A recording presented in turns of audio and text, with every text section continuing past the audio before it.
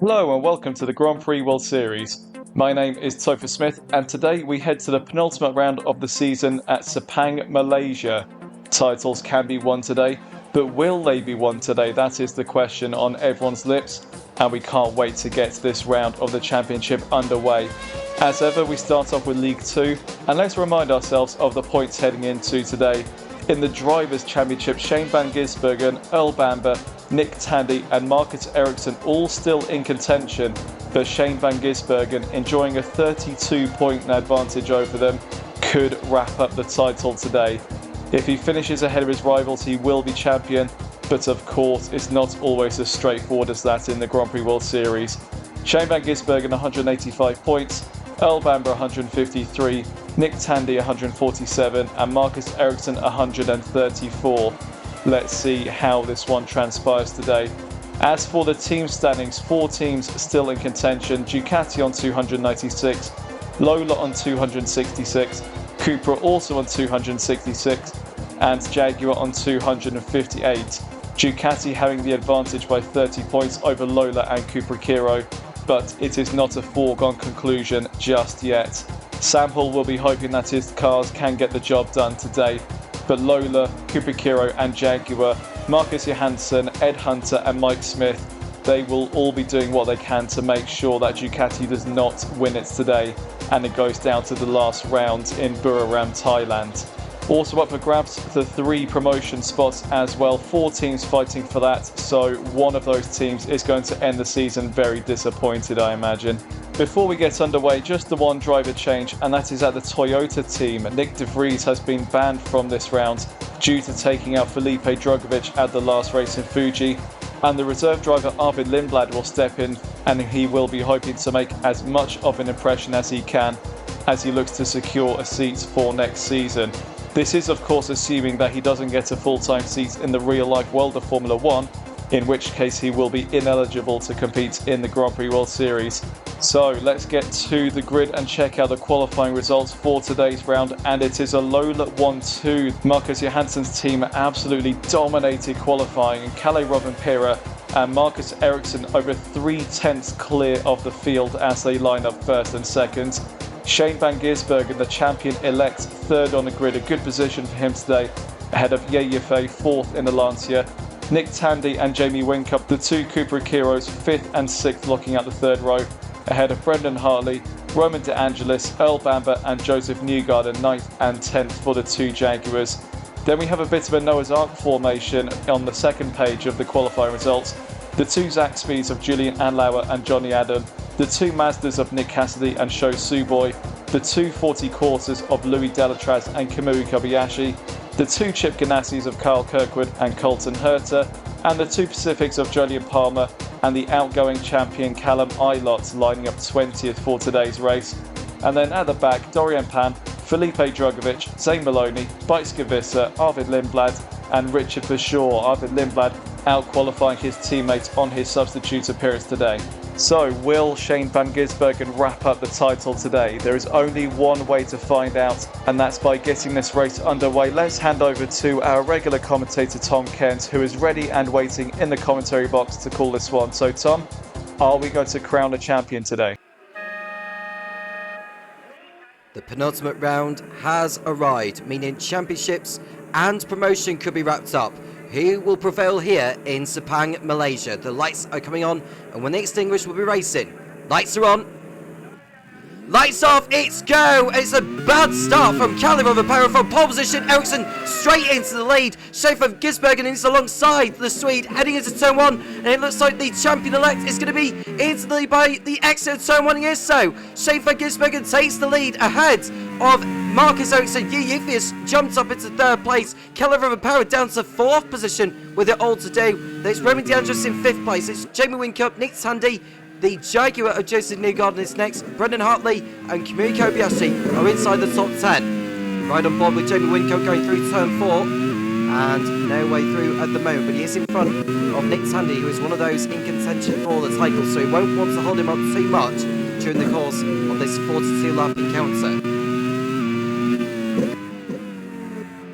Shane van Gisbergen winner of the last 2 races, 5 times a race winner in Season 5 in the Grand Prix Series. Of course, there are permutations which need to come his way in order to be champion, and that is Nick Tandy going through past Jamie Whincup. And so the change has already been made between the Cuba Kiro pilots.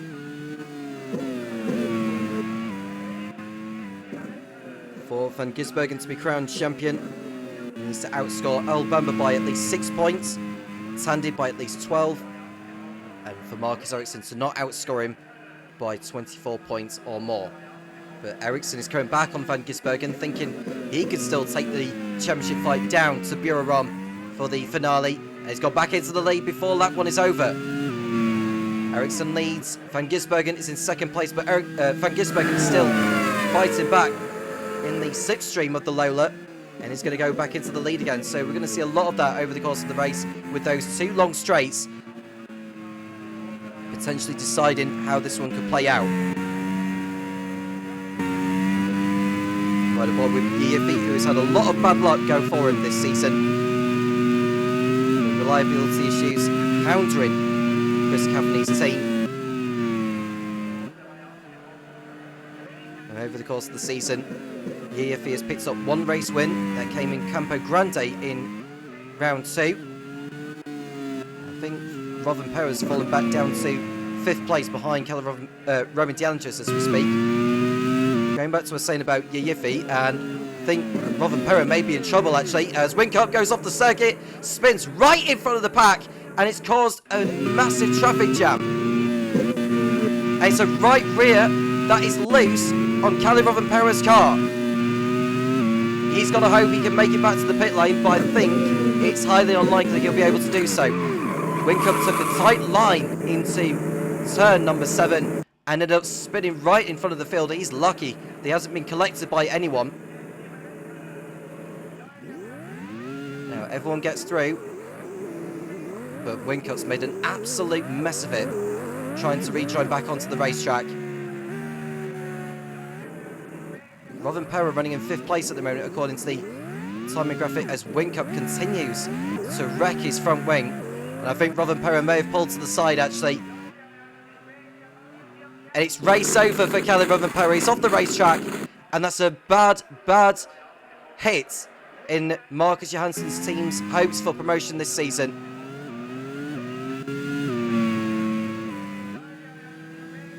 Now Lola are one of those that could go up, or would have been able to go up, but with Robin Perez out of the race now, it's impossible for them to get promoted here today. Van Gisbergen go back into the lead again on Marcus Ericsson. Robin Perez is the first retirement of the race. Talking which of retirements, Yiafi, who we were talking about, has had 10 of them from 16 rounds. And Nick Tandy's come into the pits as well with issues. So it's been a really horrible second lap for the Cooper Kiro team. I think Nick Tandy may have had front wing damage, hence why he's had to come in. And it won't be too long before Jamie Whincup follows suit.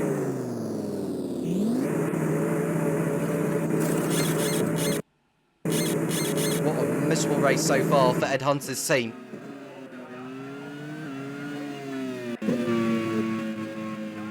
Ericsson right on the tail of Van Gisbergen here. They've already pulled out a margin on Yiafi. Ericsson attempted to go back through at turn 7. That didn't quite play out as planned.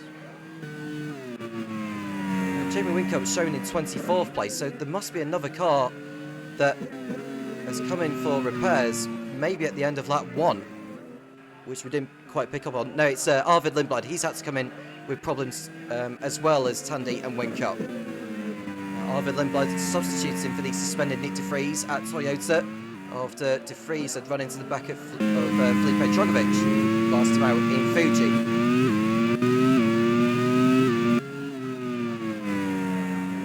Back out on the circuit in 23rd place. Kubikiro could mathematically get promotion, but they would have to outscore Jaguar by at least 38 points or more. They would essentially have to get a 1-2, but they're not going to be getting that here. realistically, it's looking like Ducati could well get promotion as well as the League 2 Teams Championship, which we are pleased inside Sam Hole. There have to be permutations to go for them in order for that to happen, and they have to score points today if they are to win it. And Callum Ilot's another driver who's come into the pits for Pacific.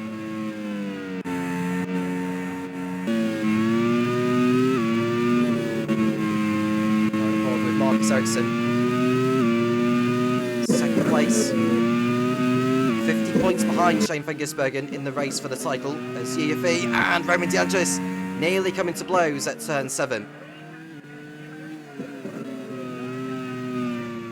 Joseph Newgarden, you can just see there in the Jaguar, already out of the race for the title, but Jaguar are still in the race for promotion, but they have to score considerably here. But given the likes of Cooper Kiro and Lolo have hit trouble so far in the opening 4 laps, there's a golden opportunity for them to at least get back into the top 3 heading into the season finale in Buriram in 2 weeks' time.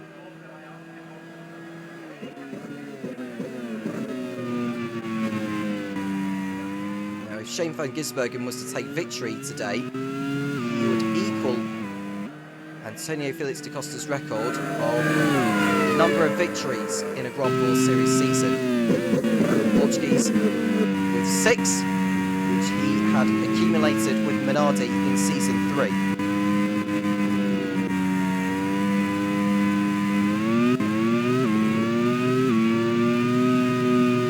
So right behind in second. He's really won this season at Indianapolis, and there's a move from one of the Mazdas. That will be Nick Cassidy heading past Julian Andlauer for 11th position. Raskavitsa in 21st place. She's had a couple of opportunities to score points since she made her debut in the GPWS in Poznan.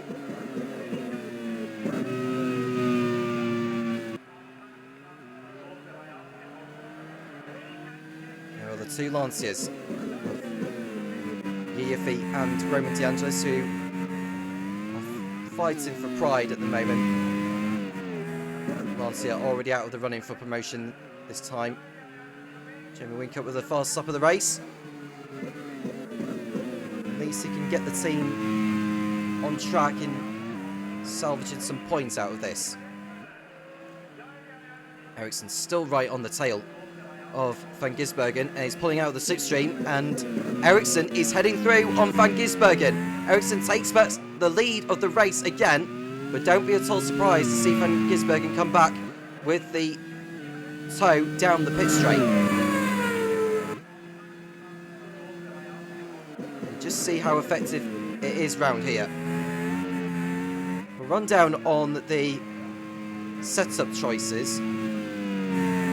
Pacific, Sax Speed, 40 and Lola have gone neutral. Lancia, Jaguar, Lancia and Ducati have gone for mid-top speed. Jaguar maximum top speed. Chip Ganassi, Toyota, Iron Dames, Ford, Cooper Kiro and Mazda have all gone for mid-top speed. So not too much variation on the setups compared to a lot of previous rounds. Albamba, 7th place in this one. He needs to outscore Shane van Gisbergen to stay in the hunt for the title. For Van Gisbergen to take the championship, he would need, essentially, for Bamba, Tandy and Ericsson to not outscore him. As it stands, Van Gisbergen will be crowned the League 2 Drivers' Champion. And Andlauer under attack from the second Mazda of Sho Suboi. We'll be watching Joseph Newgarden in 6th place. On a rotten run of form at the moment. He's the American. He's failed to finish in 5 the last 7 races. Van Gisbergen got overtaken by Ericsson again at the last turn, but it's the Kiwi who decides to fight back again. Hanlower has passed Cassidy at the last turn to go back up into 11th place. But the pit strategies to play their part, and it won't play in Colton Herter's part, unfortunately, because he has pulled off on the pit straight, and it's game over for the Chip Ganassi pilot. It's a gearbox failure for Colton Herter, who will be racing in Formula 2 next season instead of IndyCar. He's definitely going to be one of the talking points of the future, that's for certain. And he's also the test driver for the Cadillac Formula 1 team in 2026.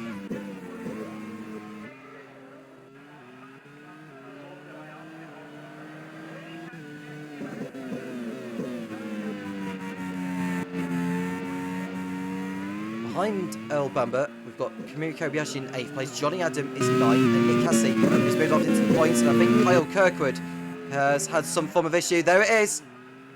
That's the second Chip Ganassi on fire, and it's a disappointing end to the race for Kieran McGinley's team in what is the second race under the management of his eyes. There'll be plenty of work to do in the off-season if they are to mount a challenge for promotion to League One. Out goes Kyle Kirkwood on lap number 7.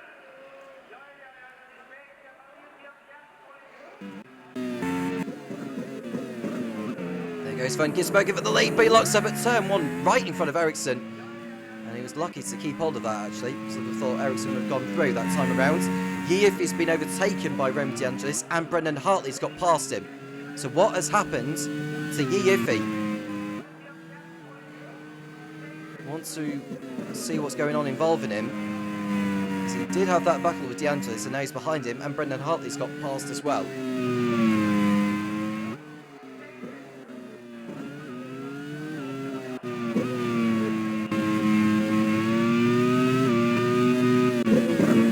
There are Van Gisbergen and Ericsson fighting for the lead. The lead to Sepang Grand Prix.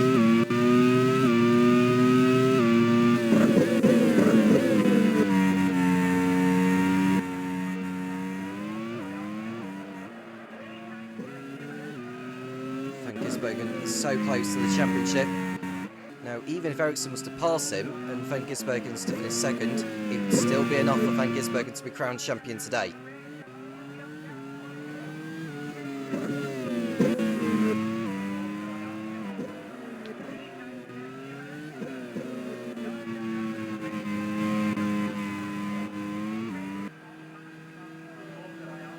Ericsson's dropped back from Van Gisbergen now. I think he's accepted the fact that fighting with him may not be the best tactic to go for. Some drivers will be doing the 2-stop round here, others will be doing the 1. And I would say, judging by Van Gisbergen and Ericsson's paces, they'll be doing the 2-stop. But don't take my word for that.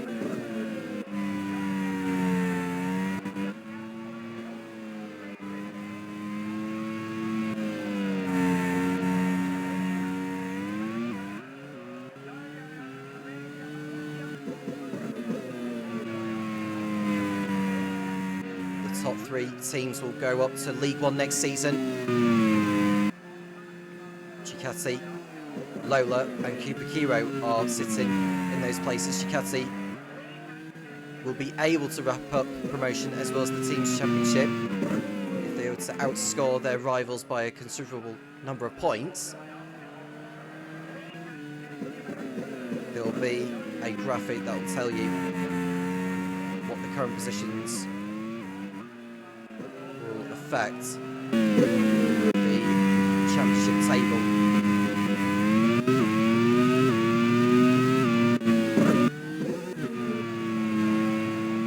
Look at Richard for short, who has shown signs of promise since he was drafted into the Toyota team by Mike Gillespie.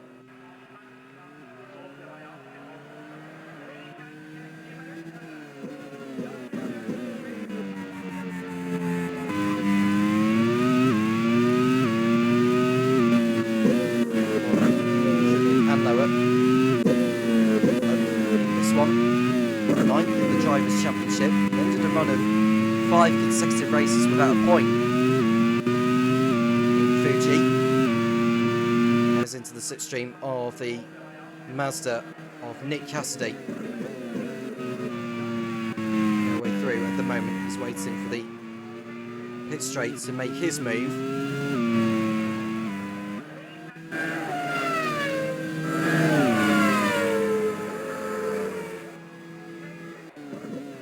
Down the inside goes and lower on Cassidy, and that's enough to put 2 sack speeds into the top 10 places. The Mazda fights back at turn 2, but it's Anne Lower who will have the high ground on the exit. And that's the Frenchman through and into 10th position. Out goes Newgarden in the Jaguar. Not again for the American.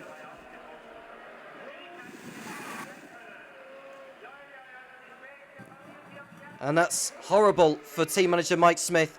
His team need points to keep their realistic hopes of promotion alive, really. It's down to Earl Bamber now.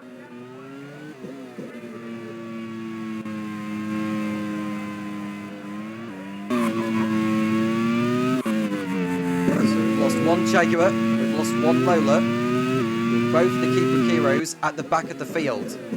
Ericsson heading through on Van Gisbergen for the lead again, before lap 10 is out. So Ericsson leads for the time being, at least. 10 laps down in this race, and Van Gisbergen is heading back through into the lead on his, or one of his, championship rivals for the title.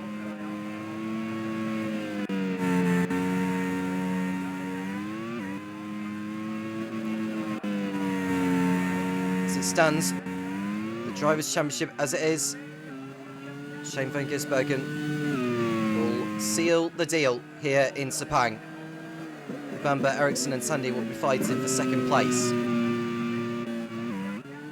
In the race for promotion, Ducati not only will seal the team's championship, but they'll be going up to League One. Lola, Cooper Kiro and Jaguar will be fighting over the remaining 2 spots.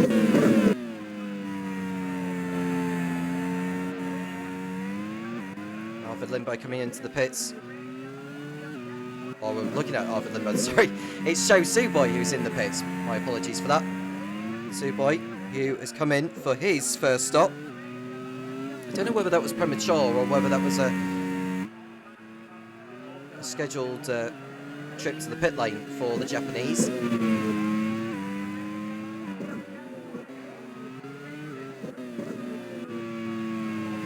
By the way, Van Gisbergen is in the lead still. Ericsson's behind again.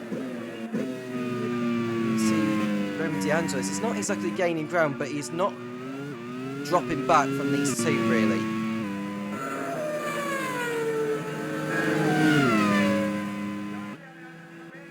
You just see that's Arvid Lindblad ahead, and he's a lap down on these 2. There's a pit stop over at Lancia because Roman DeAngelis has come in for the first time. Off the lead of Van Gisbergen and Ericsson before he came in. He needed something like 35 seconds for a pit stop round here. Kobayashi has come in for 40, aiming for another strong performance after his heroics on home turf in Fuji, where he came from the back of the field to 8th place. He was up to 12th by the end of lap 1. DeAngelis has come back out in 10th place behind the other 40 of Louis Delatraz. That's the hero of Jamin Whincup getting past, albeit briefly because he's now having to come in for his first scheduled pit stop. It's going to take some recovery for Jamin Whincup to salvage some points out of this, same for Nick Tandy. But Tandy's made up all the time on long queue of cars. It's run about 3 to 4 seconds off Bicycle Fitzer in 15th, and she's not stopped yet.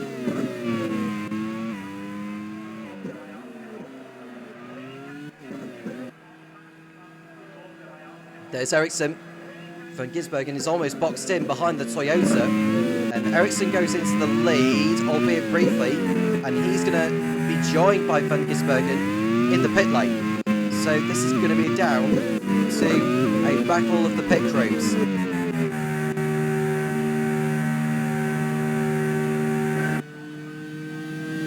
That hands the lead over to Brendan Hartley, who won here for Pacific in Season 3. So the two Zach speeds exchanging places, and now we're moving in front of Adam.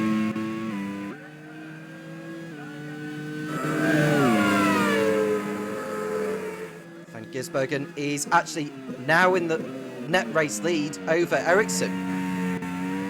He's come back out in traffic though, and Ericsson is going to have to pass him on the circuit again.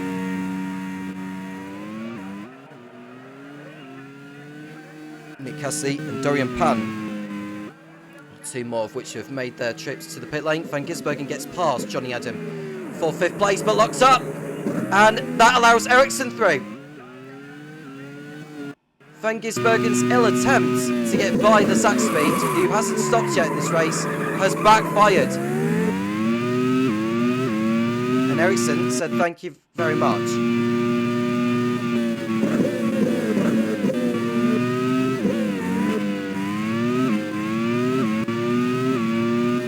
The Lola driver didn't need a second invitation.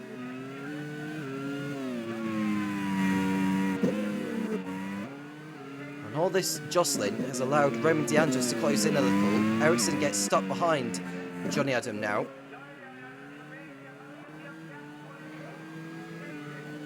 And Ericsson should be able to get by the Zach Speed here at turn 8, and he does so. Or turn 9 rather.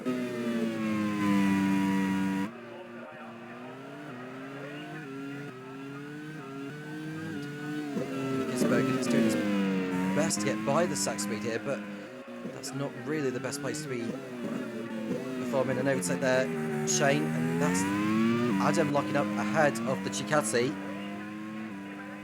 could just see how close DeAndres is now behind Van Gisbergen. Ericsson overtakes and lower. Van Gisbergen at last gets by Adam.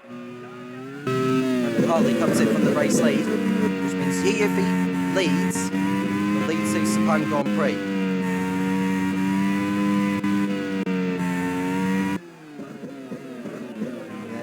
DeAndres stuck behind the Zach Speed there of Johnny Adam now.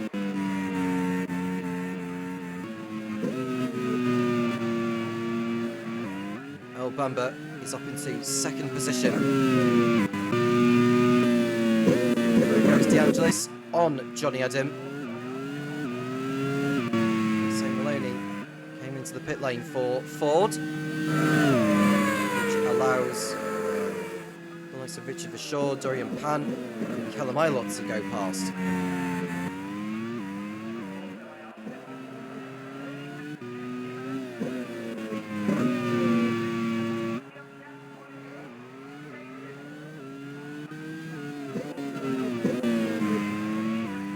Approaching 1/3 race distance. Some drivers have still yet to come into the pit lane.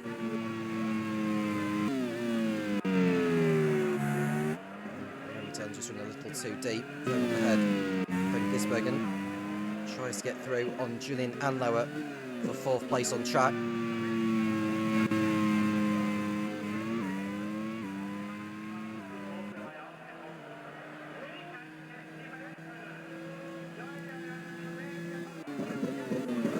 There goes the Ducati, heading on through. And Anlower decides that he stayed out there long enough before he comes into the pit lane. Ericsson with a new fast off the race. Lola at the fastest lap back. With Rovanperä out of the race, they cannot seal promotion to League One. And there we see Victor, who goes off the circuit with some form of issue. But I think she's able to get back to the pit lane even with the gearbox issue. Very, very convenient for Bicycle, but she will have lost time. We're going off the circuit.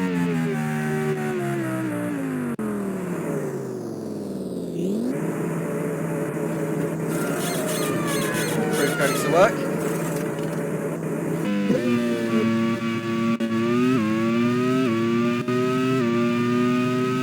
How far will Bamber and Yiffy decide to go? Well, Ericsson is only 2.8 seconds behind Bamber on circuit, and Ericsson is on the fresher tyres to the Jaguar.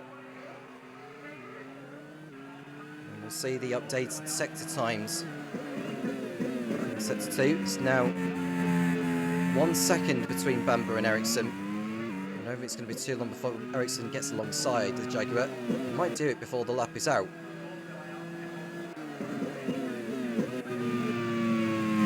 There's Yiffy, hoping he can stay at the head of the field for as long as he can. Ericsson locks up at the last turn in his pursuit of Bamber. Down the pit straight. Should be close enough to have a go into turn number 1, but he's too far back this time around. So he's going to have to just wait a little bit, maybe get Bamber at turn 4. Now there are no blue flags involved. Bamber is entitled to hold Ericsson up. Gisbergen background, doing his best to keep up with Ericsson in their squabble for the lead.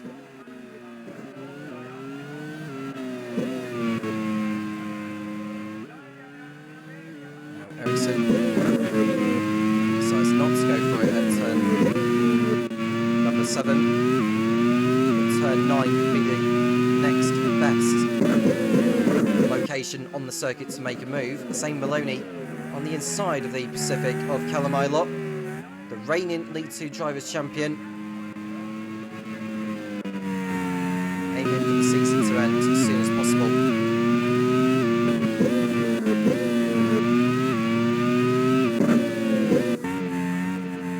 Blyskowitzer continuing on her race in 20th position. Maloney does get past Kalamailot for 18th.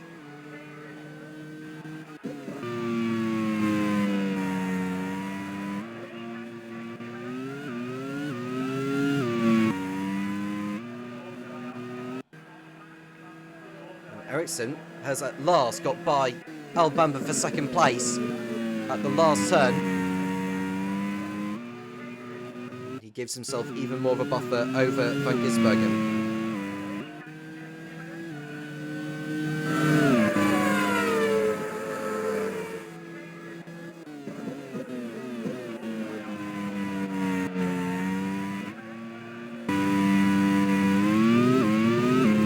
With Yiffy in the lead, he's still yet to make what is expected to be his only stop of the race, and off goes Dorian Pan in the gravel trap, and she's out of the race.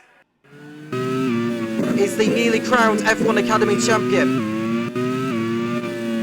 Now she tried to go to the outside of Richard Verschaw, I believe, but either way, it's game over for Dorian Pan, and I have to say that was pretty much her mistake in going to the outside like that. See what race control says on the matter. We've got pit stops over at Ford and Pacific. Philippe Dragovic and Julian Palmer both come in. Don't think there's going to be any action taken on the incident, so it's Pan out of the race.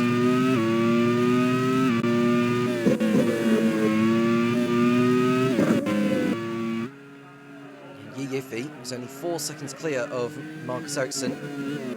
Maybe even be less than that now, because it's now down to 3. I think Yiffy's going to do well to hold Ericsson up for one more lap after this.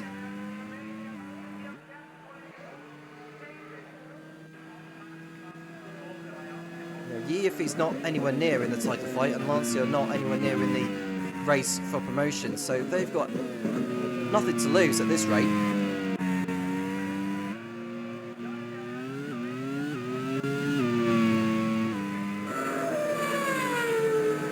It's down to 2 seconds between Yi and Ericsson. A lock up from Cassidy at turn number 12.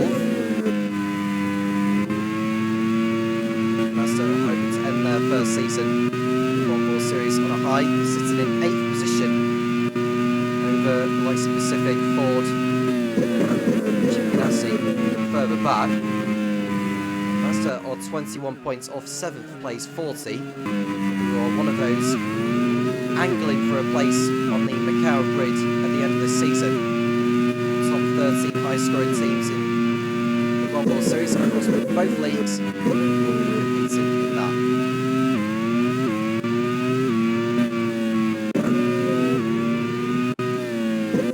1.7 seconds is the margin between Yi and Ericsson in Sector 1. See an updated gap in Sector 2. The Lancia and the Lola nose to tail now. The gap is 0.8 of a second. I think Ericsson's going to go by the Lancia very, very shortly.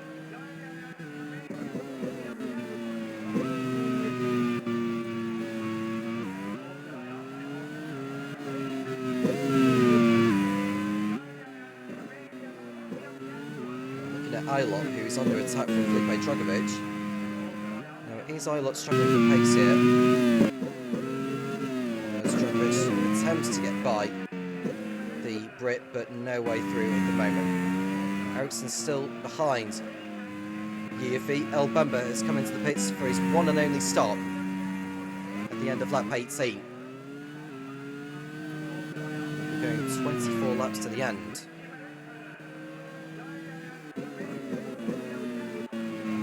Risky strategy that Bamba's trying, but with Newgarden out of the race, that could be Jaguar's last hope of salvaging anything major from this into Sepang Grand Prix. Bamba has come out in front of Kimura Kobayashi, so he's not stuck in traffic at all. Dragovic gets by Callum Ilott, Formula 2 champion of 2022 and of course the runner-up of 2020. He's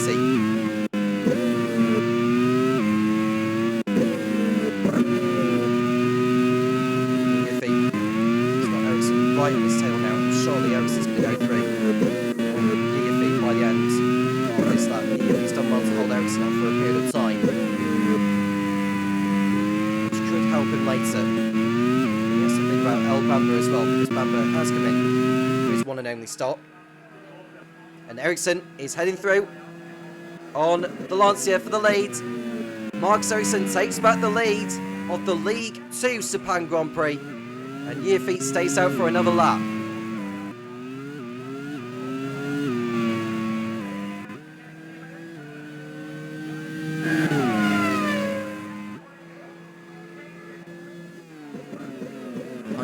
In third place is Brendan Hartley in fourth. Raymond DeAngelis just a couple of seconds off. Chikatsi in fifth. Johnny Adam, Nick Tandy has amazingly recovered to P7. That's an overtake from the exact speed of Julian Adler and Kimura Kobayashi for ninth.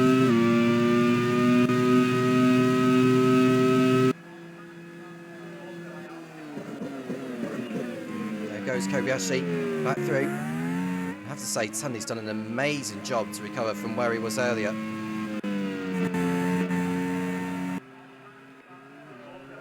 Jamie Whincup is outside the top 15 at the moment. He's pitted twice in this race, whereas Tandy's only pitted the once when he came in at the end of lap number 2.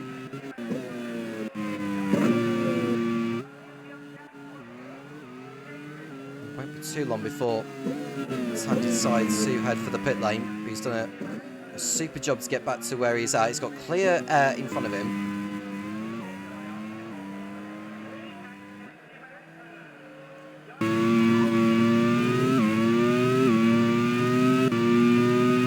Brendan Hartley in fourth.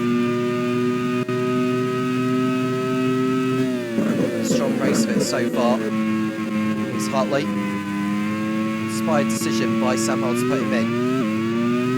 Shane Van Gisbergen, as it stands, will be crowned the League 2 Drivers' Champion. Marcus Ericsson will be 40 points off, with Bamba and Tandy still in the chase for second place in Thailand. In the team's championship, Ducati will be promoted, but they won't wrap up the team's championship as it stands because Lola have got one of their cars in the lead. They'll only be 18 clear of Lola heading into the last round in Pura Run. Nick Tandy does make his one and only scheduled pit stop, getting as high as P7.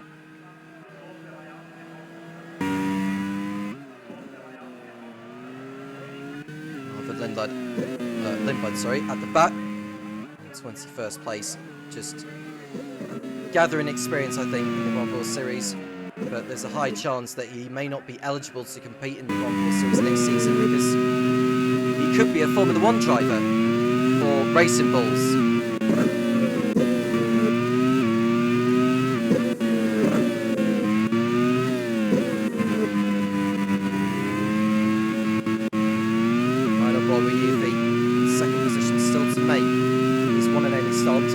Who's less than a couple of seconds behind. So this might be the moment for Yuffie to head for the pit lane now, and he is going into the pit lane. Yuffie still had 4 laps of fuel left, so he could have gone further if he wanted to.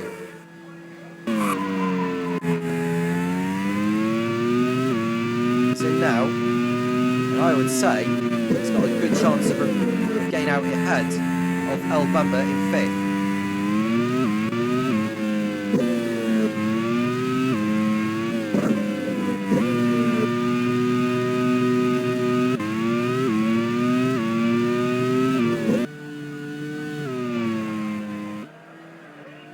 In the lead from Gisberg in second, it's Hartley, DeAndres, and Yuffie did get her in front of El Bamba. So we should see some solid pace from Yuffie. I think realistically the win is a long shot, but a podium is definitely on. Considering now that he's got the clean air.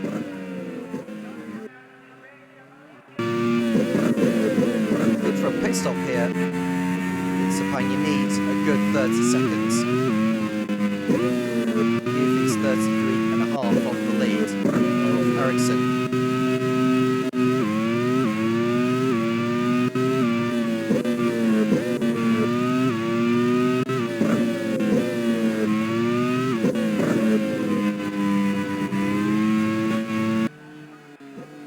And then we'll see Richard Shaw being overtaken by Nick Tandy.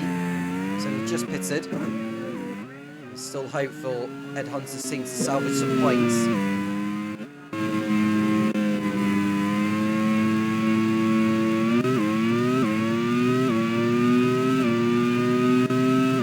I think realistically for Tandy, 7th is definitely possible.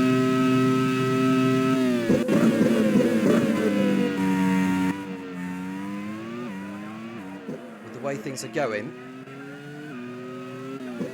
8 points for Jaguar would be enough for them to leapfrog Kupakiro, but only because neither of the Kupakiros are outside. So both of the Kupakiros are outside the top 10.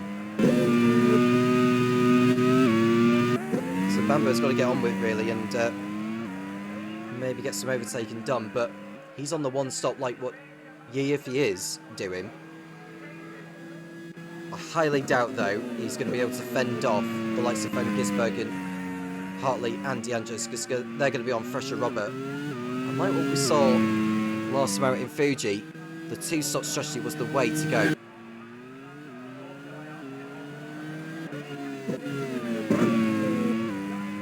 Ericsson in the lead. Race winner at Indianapolis in round 4. Malok decides that he has had enough before moving into the pit lane. Here goes Tandy on Delatraz for 13th.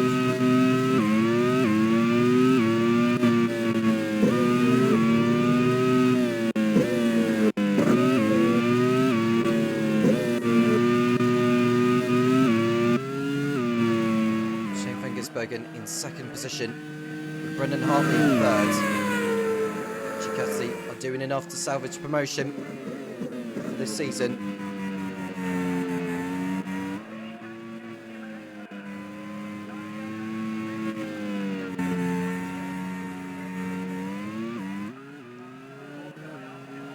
For Chicazzi to be team's champions, they need to outscore Lola by at least 16 points, outscore Kubikira by at least 50, and outscore Jaguar by at least 8. They're doing 2 of those right now, but not all 3. Lola have got the points for fast lap and pole position at the moment, as well as potentially the race win, which means Chicazzi are only outscoring Lola by 6 in this round.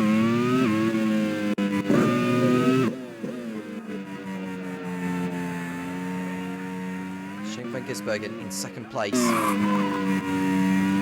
he would still be in the lead, but not at the present moment.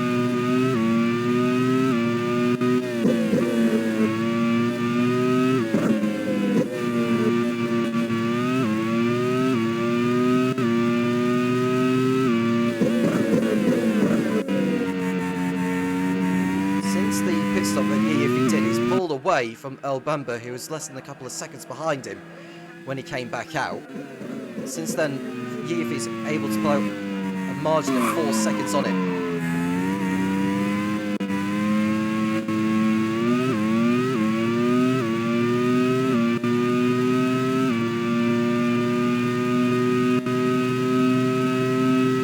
Running on board with Brendan Hartley in third position. Where he is in the Drivers' Championship, sitting in P11. And it's game over for Nick Tandy. And so is his chances in becoming League 2 Drivers' Champion this season. It's been a miserable day for Ed Hunter's team.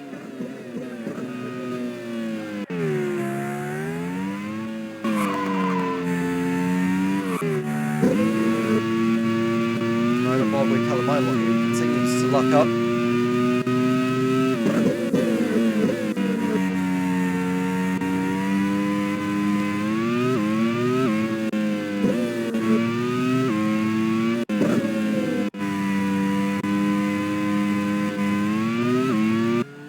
18 laps remaining. Ericsson leads, but he'll be out of the championship hunt even with the victory.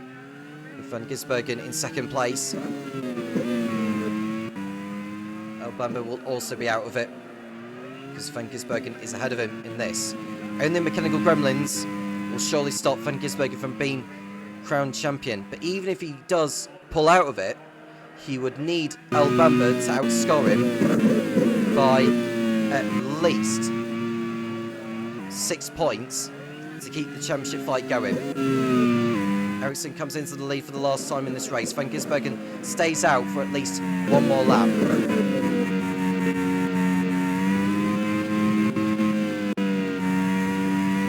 Ericsson will get out in front of Yiffy in fourth.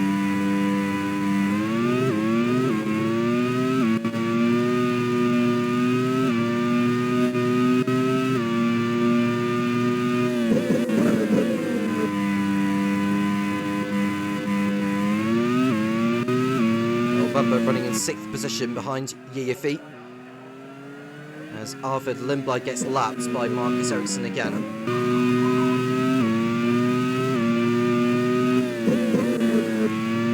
Right on board with Brendan Hartley. You can just see Van Gisbergen just ahead of him.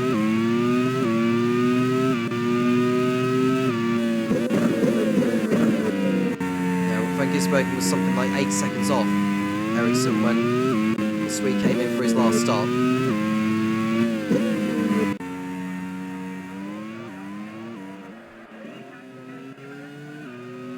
Richard for sure enters the pit lane for Toyota.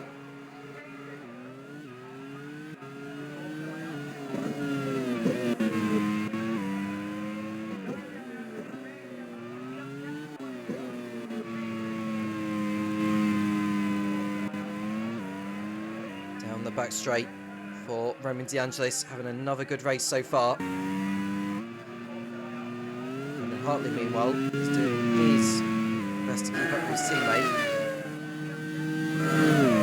Search for another podium, which will be his 4th of the season, considering he's only done 8 races this time compared to the previous campaigns he did. He was over at Pacific.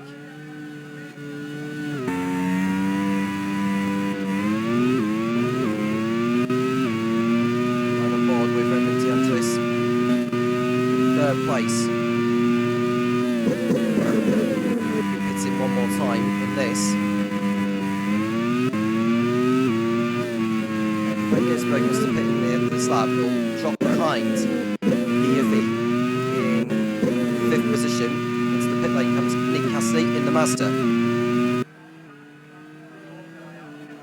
Brendan Hartley is keeping Van Gisbergen in sight.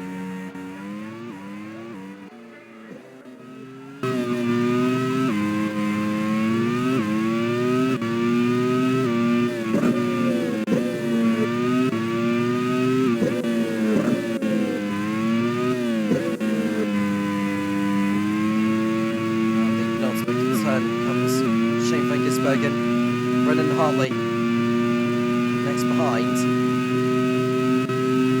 Marcus Ericsson decides to go for another fastest lap on his first out lap, on his first flying lap, I should say, out of the pit lane.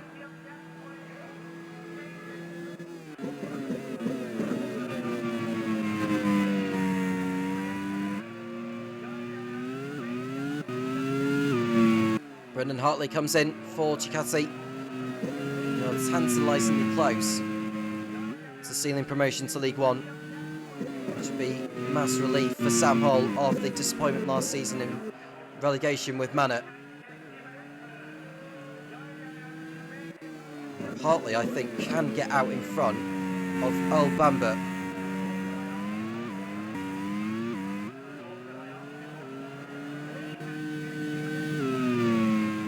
Hartley has rejoined the race in 5th.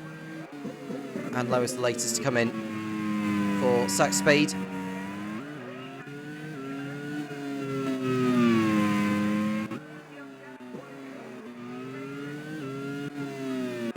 Laps remaining.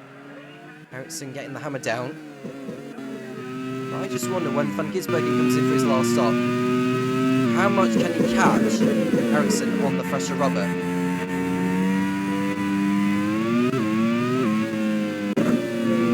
So this is pit lane at the moment with Suboy, Palmer and Winkup all in.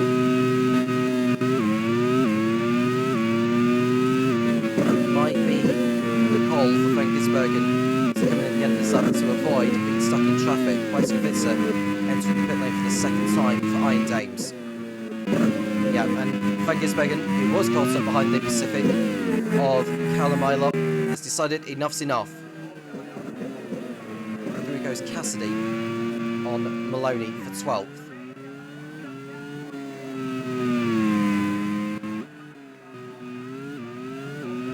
Ericsson in P3 will go into the lead. Net race lead, that is. Because DeAngelis is further up the road, who is due in for his last stop.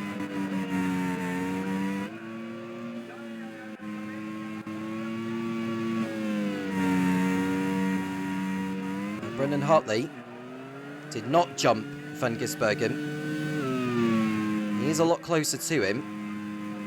But there is Yiffy in 3rd place on the one stop. And it's not going to be too long, I think, before Van Gisbergen goes on by.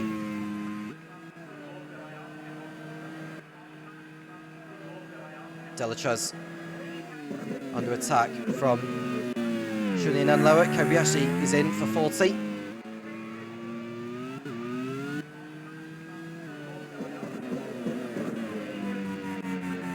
There we see DeAngelis in the lead. It's been one of Lance's best races this season so far. And trouble for Brendan Hartley. That sounds like a sticking throttle. Out goes the Kiwi. And that's a twist. in the race for promotion.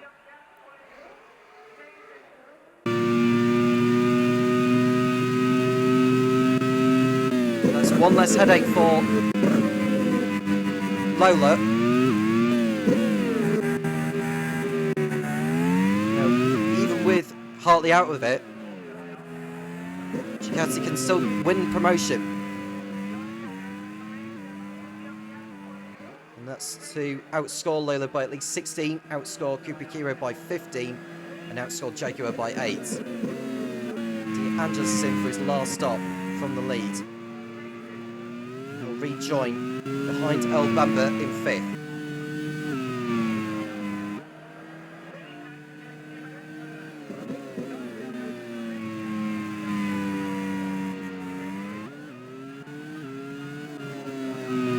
Laps remaining. Ericsson in the lead by 13 seconds over Shane van Gisbergen.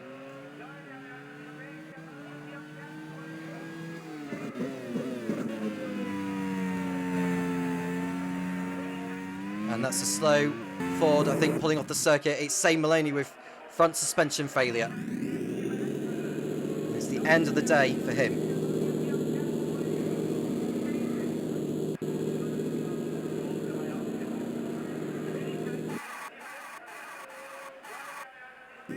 What will Lucy Bessendale decide to do with the team for the next campaign? We shall see.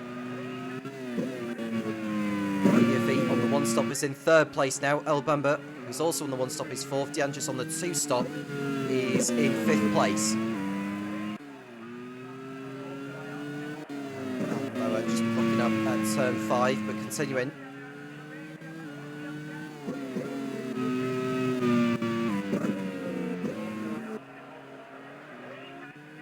As it stands, Shane van Gisbergen will be crowned the Drivers' Champion in League 2.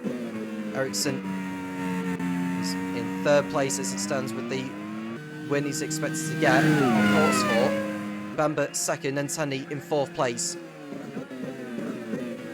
Ducati will be promoted, but the title fight will go down to the last race between them, Lola, and mathematically Jaguar. Kupikiro will fall out of the promotion places unless Jamie Whincup can get back into the top 10.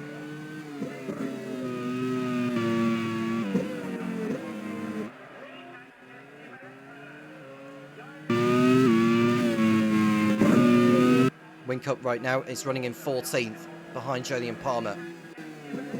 That's a move from Kamui Kobayashi on Felipe Dragovic to move up into the points as Dragovic comes in for his last stop.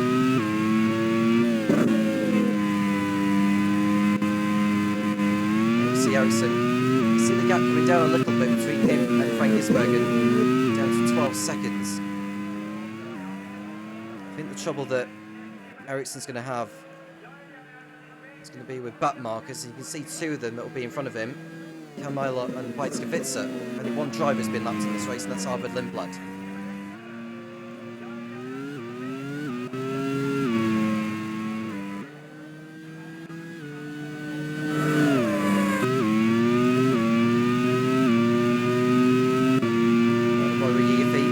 Place and about 10 seconds clear of El Bamba, who's been chased by Roman De Angelis. Here he is, look. De Angelis on the fresher rubber, heading through on El Bamba for 4th place. And Lower having a decent drive to 7th. His teammate Johnny Adam in 6th. It's going to be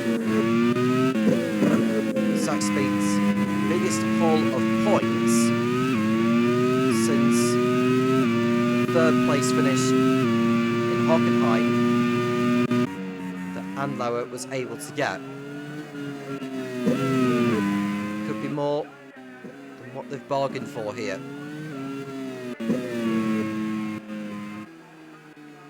And that's a slow Mazda with a loose left front, but Cassie will be able to get that back to the pit lane. He only just made his final stop as well, and his chances of points are gone from this, which will promote Sho Zuboi, his teammate, up into the points. Palmer to 11th and Whincup to 12th.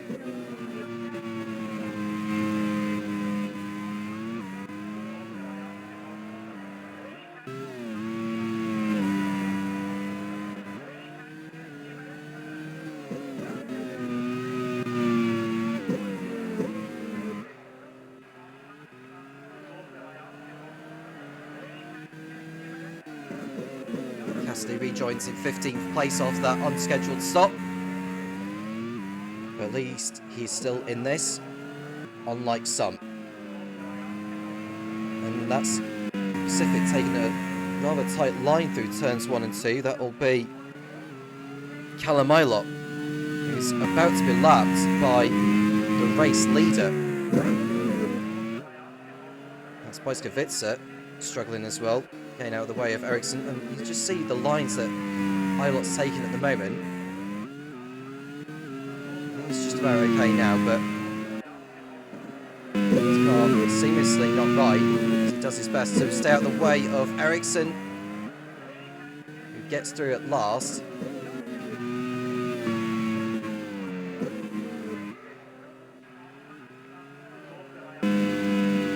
And Johnny Adam from 6th place has come to a slowdown.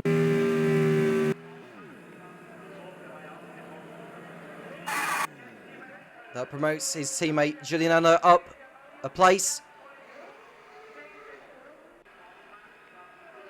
That's 3 races without points for the Brit. That pushes Kobayashi up another place, Subai up to 8th. It'll be Julian Palmer up to 9th now because Louis Delatraz has had to come in again for some reason. I don't know if that's a scheduled stop or whether something was wrong with the car for the 40. Either way, Delatraz will not be scoring. So Jamie Whincup has got his Cooper Kiro back into the top 10. It doesn't change the fact that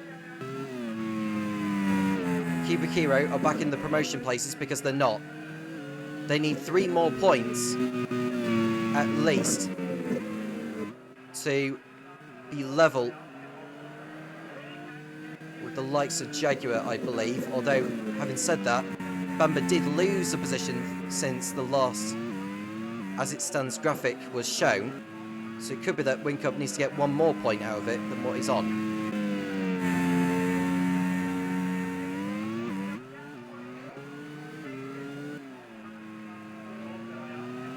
Stands, Jaguar will be on 268, Kubikiro will be on 267. So if Whincup was to make up 1 more place at the expense of Julian Palmer, they'll be level with Jaguar, but Jaguar will be ahead on countback because they've won more races than Kubikiro.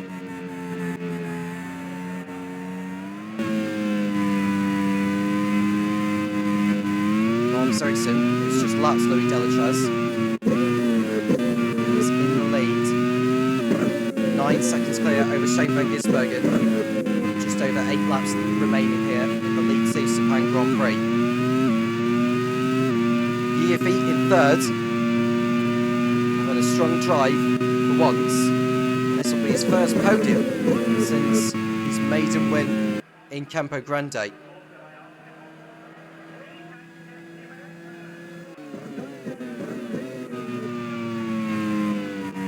Shane van Gisbergen on course for the League 2 Drivers' Championship.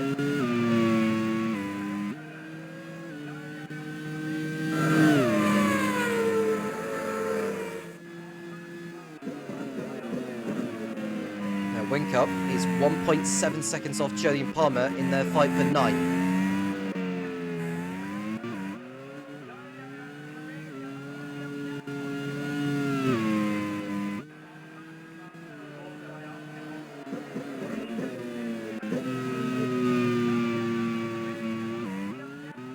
Seen many twists in the closing stages of races this season in the Grand Prix Series. You just see Yiafi in 3rd, and Roman DeAndres is on the 2 stop, unlike his teammate. He's closing him down. The gap has been reduced to less than 4 seconds.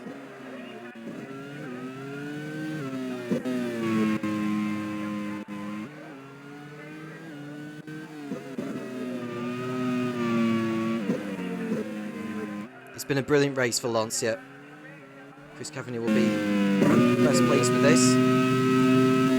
And this will assure them of 4th place in the team, 5th place rather, in the team's championship.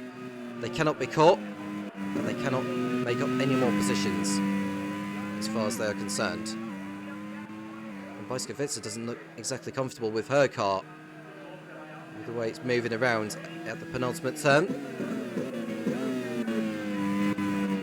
Behind Witzer is Callum Eilert, and behind Eilert is Van Gisbergen, who's a lap ahead of him.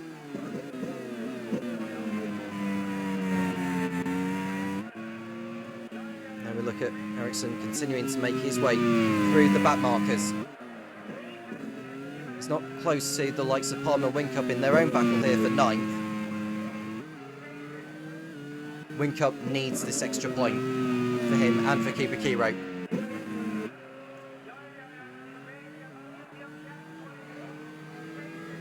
The next driver up the road is Sho Suboi, who's another 7 seconds adrift. Frank Gisbergen laps Callum Eilert at last. The reigning League 2 Drivers' Champion is about to surrender his crown to the one that's just put a lap on him.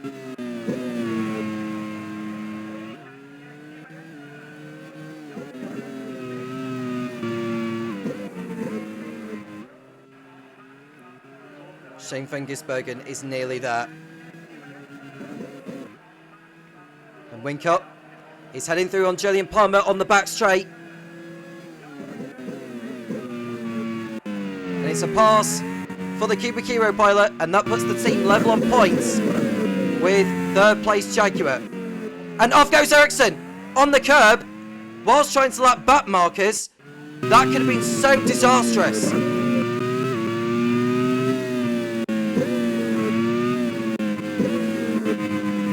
I mean, to be fair, it wasn't even that close. But he did go off the circuit and was lucky not to break his front wing.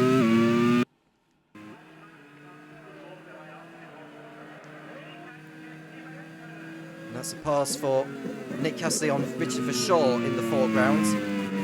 Ericsson did very well to survive that.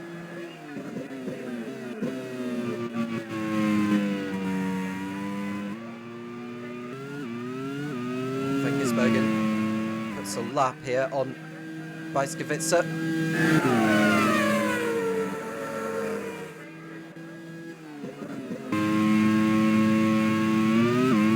Giaffi running in 3rd place. It's just 1.3 clear over Roman Diangelis in sector 2. The gap is now down to 9 tenths.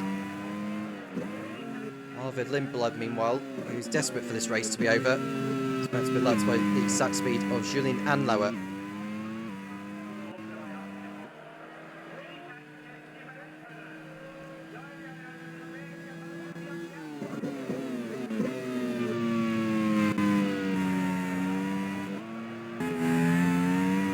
Nine drivers out of the race.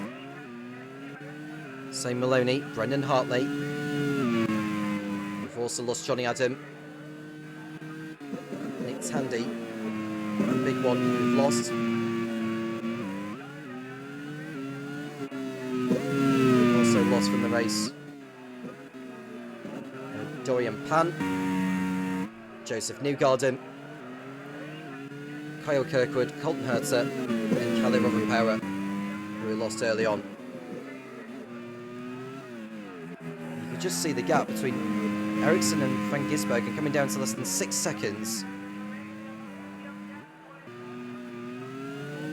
And Anlauer is still stopped behind Arvid Lindblad. He gets through at last, but that's not going to please team manager Chris Hosey one bit.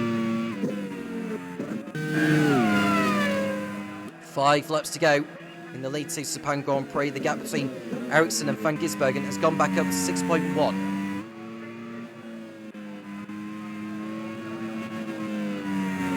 Giaffi and Roman DeAngelis on nose to tail. Here they are. And Roman DeAngelis is heading through on his teammate. And Giaffi's wait for a podium after his win in Campo Grande is going to have to wait a little bit longer. Now Roman DeAngelis has finished on the podium 3 times this season.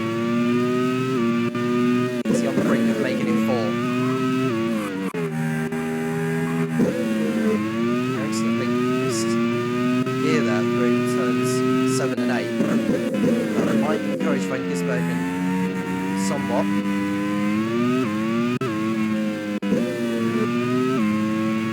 Ducati are on the brink of promotion.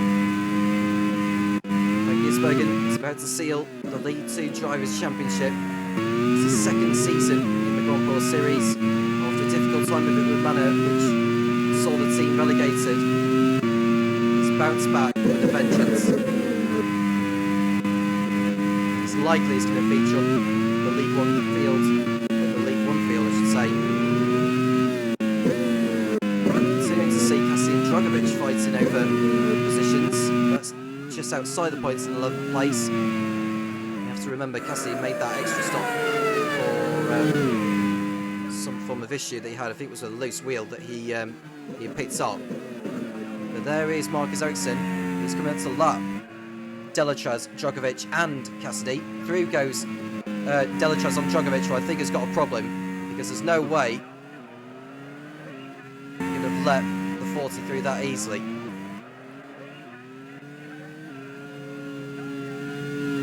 There is Richie Forshaw in 14th, holding up Shane van Gisbergen.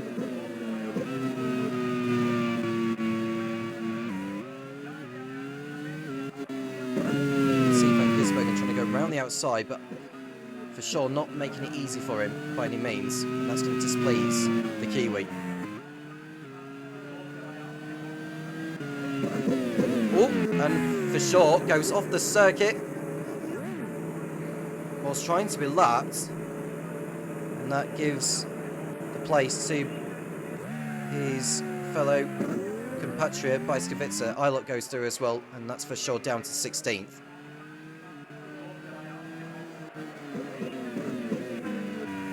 Another race to forget for Toyota in their maiden campaign in this championship. Ericsson's lapped Dragovic. Delatraz is the next one in front.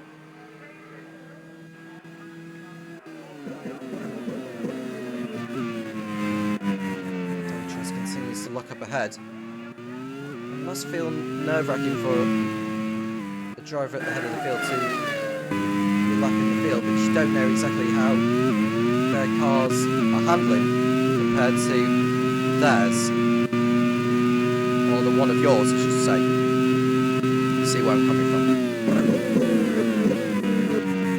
Van Gisbergen may not be picking up the victory, but he's doing enough to seal the prize of this championship.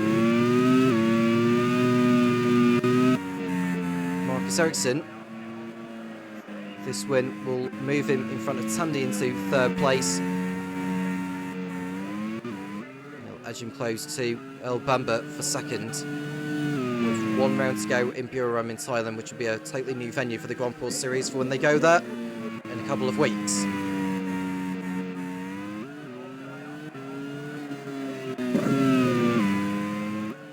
Yiyafi's 4th place would at least move him. Well, it wouldn't move in upper place because Anlo is inside the points in 6th. There's like a mini squabble, I would say, for that particular prize. Ericsson laps Louis Delatraz. And I think he'll lap Nick Cassidy before this race is over. And you have to say for Earl Bamber, he tried the 1 stop. It's not worked out for Jaguar again today. I think the second half of the season has pretty much compounded their season, but at least at the moment, where Wing Cup is, they'll be ahead of Keeper Kiro on countback. There is the updated table. Van Gisbergen, drivers' champion. Bamber will be in 2nd place heading into the finale over Ericsson and Tandy. The race for promotion, Ducati will seal their place with the remaining 2 spots up for grabs between Lola, Jaguar and Cooper Kiro in Thailand. Ducati will not seal the team's championship. With the positions as they are, that will have to be decided at the last round.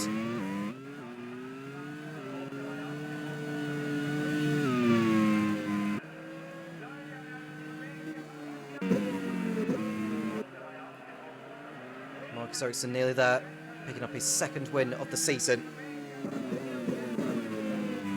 Rothenperra's taken 2 wins. Rothenperra's predecessor, Jamie Chadwick, took victory in the opening round in Aruba. So this will be 5 wins for Lola this season. Which I believe will eclipse their winning total of season 3. When they had the likes of Mick Schumacher and Tatiana Calderon there. Although Ericsson took 5 wins that season. Oh no, it was racing for Fomertel, sorry, my apologies for that. Tatiana Calderon won 3 races, Mick Schumacher won 2. So they will equal their tally of season 3. And they've got a chance to beat that in the last rounds in Europe. Final lap then for Marcus Ericsson. If he puts a lap on Richard Verschoor.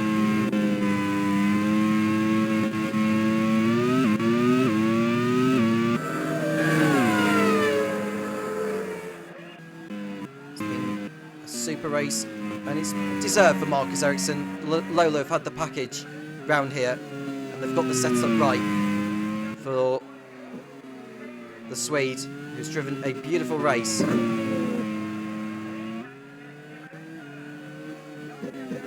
Lola may be hit with that problem for Rothenperra at the beginning, which will have given Ericsson a huge worry, who's remained calm until the very end. And he keeps Lola's hopes for the team's championship alive. It's going to be celebrations for Ducati for when Shane van Gisbergen crosses over the line in second place. We'll focus our attentions in the next 30 seconds with Marcus Ericsson, who is about to deliver yet another victory to be put into his cabinet. He's about to lap the Mazda of Nick Cassidy at the last turn. Marcus Ericsson has driven a beautiful race. Marcus Ericsson wins the League 2 Sepang Grand Prix to put Lola on the brink of promotion to League 1. But celebrations at Ducati. Shane van Gisbergen, by finishing second, is the League 2 Drivers' Champion of Season 5. Ducati have another reason to celebrate its promotion to League 1, which is huge for team manager Sam Hall. They've not sealed the team's championship yet, but they're very close to doing so. But it's the first title of any sort for Sam Hall. Congratulations. Yiffy got back in front of Roman DeAngelis, who suffered a problem on the last lap. So DeAngelis drops to 4th, Al Bamba is 5th. And Julian Andlauer will end his race a whole minute off the race winner in 6th place. But it's more points for him anyway. A good effort. What's been a challenging season for him. And for team manager Chris Hosey. Arvid Lindblad, in his cameo appearance for Toyota, finishes the race in P17 at last. And more points for Kamui Kobayashi for 40 in 7th place, ahead of his compatriot Sho Subai. Jamie Whincup does not get past him, but at least Kumikiro go level on points with Jaguar heading into the last round. Julian Palmer, the final driver inside the points, in 10th place. It's a win for Marcus Ericsson here in Sepang. Shane van Gisbergen is the League 2 Drivers' Champion. Ducati are promoted to League 1. Ericsson wins ahead of van Gisbergen in 2nd place. Yiffy getting back ahead of DeAngelis on the final lap in 3rd place, with DeAngelis in 4th. El Bamba is 5th. Jaguar is still in the hunt for promotion. Julian Lowe is 6th. Kamui Kobayashi in 7th place, that shows Subai. Jamie Whincup recovering to 9th after a disastrous beginning. Julian Palmer is the final driver inside the points in 10th. Nick Cassidy 11th. Louis Delatraz in 12th place. And it's Felipe Drogovic, Bajtskavitsa, Callum Aylott, Richard Verschoor, and Arvid Lindblad, who were the rest of the 17 drivers to finish. The drivers that did not finish: Johnny Adam retired with gearbox failure, Sam Maloney with suspension problems, Brendan Hartley pulled out with a throttle issue, And it's Nick Tandy, who we also lost. He's out of contention for the driver's title now. Dorian Pan crashed out. Joseph Newgard retired yet again. And we lost the two Chip Ganassis virtually at the same time. Kyle Kirkwood and Colton Herter. Callum Rutherford was the first retirement after being on pole. He had a loose wheel. The pole position point went to Callum Rutherford and the fast lap point going to Marcus Ericsson. Celebrations at Lola and at Ducati. Lola win for the 5th time this season, the 2nd for Ericsson. That puts them on the brink for promotion in 2nd place and also still in contention for the team's championship. Shane van Gisbergen is crowned the League 2 Drivers' Champion. Congratulations to him, to Sam Hall and to the Ducati squad. Will they wrap up the team's championship in Buriram in Thailand? We shall see. They've got a good margin over Lola, so they should do it, but anything can happen. Cooper Kiro, by having a poor day today, and Jaguar not having the best of days either, but El Bamba getting a 5th place finish, they're now level on points. It could be a straight duel for that final promotion spot between Jaguar and Cooper Kiro, because I think Lola have got one hand on promotion. It's just down, I think, between Jaguar and Cooper Kiro. But we'll see at the season finale in Buriram in a couple of weeks' time. It's time to run down on the League 2 Drivers and Teams Championships in the voice of Topher Smith. And we'll be back for the League 1 race very, very shortly. So Marcus Ericsson did everything he could to stop the championship being won today, but ultimately 2nd place was enough for Shane van Gisbergen to win his first Grand Prix World Series title and a first for Sam Hall as well. An ever-present manager since the very beginning, and he finally gets his first title, so well done to him. Let's see what the driver standings are like after that round. Shane van Gisbergen, as we have already confirmed, is a champion. 203 points, now 40 ahead of Earl Bamber, out of reach, giving the title to the Ducati driver. Marcus Ericsson, his win puts him up to 3rd on 160, with Nick Tandy falling down to 4th on 147. Still between those three, Bamber, Ericsson and Tandy, for the title of vice champion for this season, and I'm sure they will be going all at it at the last round in Buriram. As for the team standings, it has not been won yet. It is between Ducati and Lola. 314 points for Sam Hall, 293 points for Marcus Johansson, and as far as the championship is concerned, it is game over for Jaguar and Cooper Kiro, but they can still be promoted into League 1 for next season. It's not over as far as that is concerned, and they will be doing everything that they can to get that promotion spot at the final round. Let's now move on to League 1, where we have a bit of news to bring you before we look at the driver standings, and it comes out of the last race of Fuji, where Kevin Magnussen had been handed a 30-second time penalty and lost victory as a result, handing it to Kevin Estre. And following a post-race appeal by Ewan Gale, the team manager of Vomital, who Kevin Magnussen drives for, the win has been reinstated. The appeal was successful, and Kevin Magnussen gets his victory back, earning him and the team 7 extra points towards the championships. So with Magnussen's victory reinstated, let's have a look at the driver standings. Antonio Fix da Costa leads the championship by 152. Kevin Estre losing the victory again after the appeal means that he drops from the championship lead back down to 4th, handing it back to da Costa. Scott Dixon is 3 points behind on 149 and 2 ahead of Felix Rosenquist on 147. Estre is in 4th on 146, and still in mathematical contention, Robin Freins on 124, Kevin Magnussen on 120, and Scott McLaughlin on 107. Looking at the way the points are, I get the feeling that realistically the champion will come out of the top 4, but you never know in the Grand Prix World Series. It's not over until it's over. As for the teams, there are 3 still in it. Onyx on 295, Vomital on 272, and Arrows on 271. Vomital moves back ahead of Arrows after Magnussen's victory was reinstated. All to play for between those 3 teams for the championship, and we still have plenty of intrigue at the bottom end of the table as well. In the relegation zone, currently Ram on 42, Prema on 37, and Simtek on 8. But that could all still change. Andretti nearly in the drop zone as well. Prost and Carlin on 68 and 63, maybe just about safe, but you never know, it could still change. And speaking of Prema, they are the only team to have made a driver change for this race. Tomoki Najiri being brought back in place of Louis Foster, as Alex Johnston wants to make a last gasp attempt to get some points on the board and save himself from relegation back into League 2 for next season. Will Najiri get the job done? That remains to be seen, and he will be going all out, I'm sure, to get those vital points for Alex Johnston's team. So now let's take a look at the grid for today's penultimate round of the season. And continuing his strong form, Kevin Magnussen puts on pole once again, but only just ahead of Robin Freins, 0.08 of a second between those two on the front row. Antonio Felix da Costa, our championship leader, third on the grid, ahead of Felix Rosenqvist, one of the other championship contenders. Scott Dixon fifth ahead of the other Scott McLaughlin, HRT sixth on the grid. Kevin Estra seventh ahead of Ryo Hirakawa, who returns after his race ban from last time out.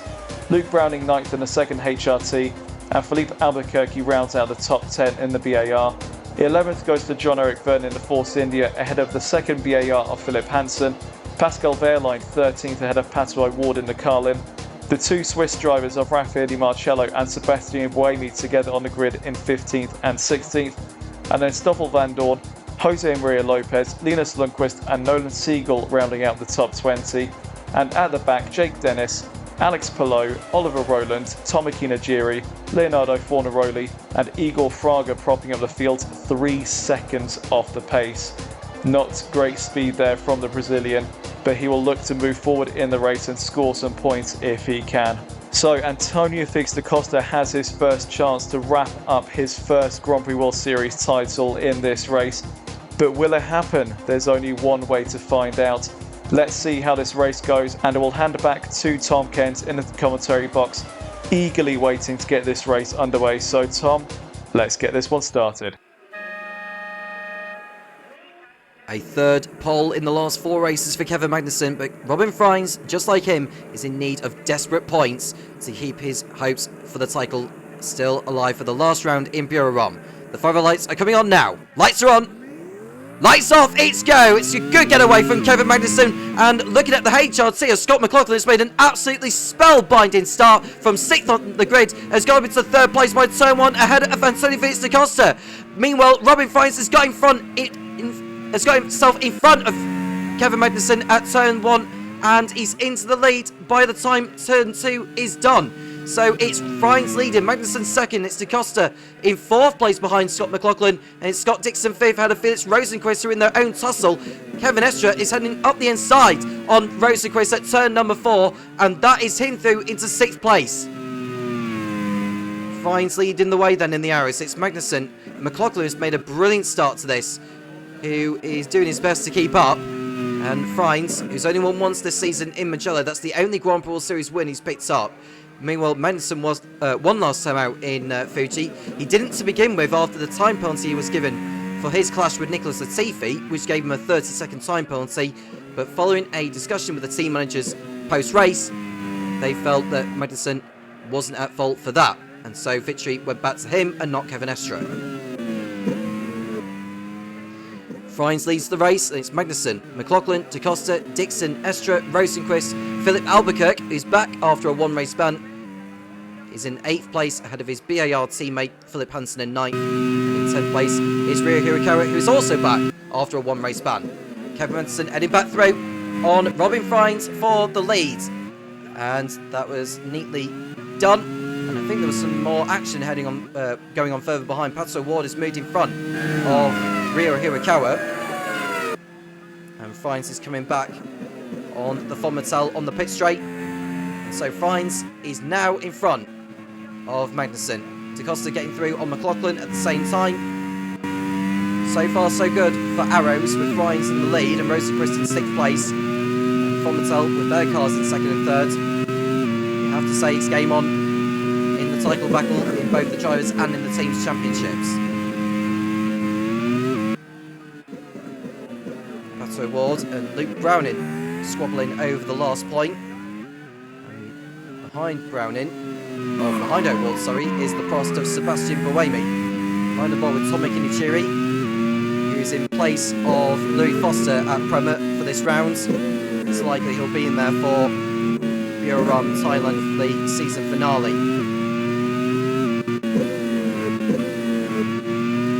There's also relegation that could mathematically be sorted today, especially for Simtek, who will be down if Andretti were to outscore them by at least 5 points. Other circumstances could apply, but that's the most realistic possibility in how Simtek could go down in this round. Henderson sending one at the inside of Robin Friends at the last corner. He's doing to the lead again, but can he stay there? Friends getting back into the slipstream. Magnussen posting the fastest out, albeit briefly. Da Costa has that now, but Friends is heading back through on Antonio Fitz Da Costa. Oh, Kevin Magnussen should say, at turn 1. And we're going to keep switching around, I think, in the opening laps before it all settles down. Let's have a look at the setups for the League One teams. Prost and HRC have gone for mid-top speed. BAR, Arrows and Force India have gone for neutral. Minardi mid-top speed. Simtek neutral. Onyx mid-top speed. Von Mattel and Carlin neutral. Prema mid-top speed. Andretti neutral. Ram mid-top speed. So only 2 of the setups are being used by the League One field here in Sepang.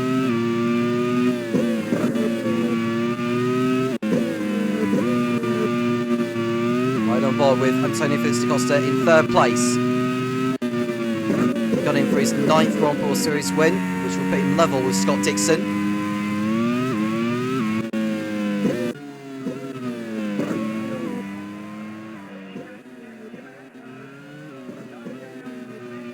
Coming into this round, Da Costa had a 3-point lead over Scott Dixon. Considering that he is the leader heading into this round, Da Costa could mathematically wrap up the championship, but I think that will be very unlikely. Magnussen heading through on Friends for the lead. And neatly done there by the Dane. Now Magnussen and Friends coming to this 5th and 6th in the Drivers' Championship. Continuing to swap places at the head of the field.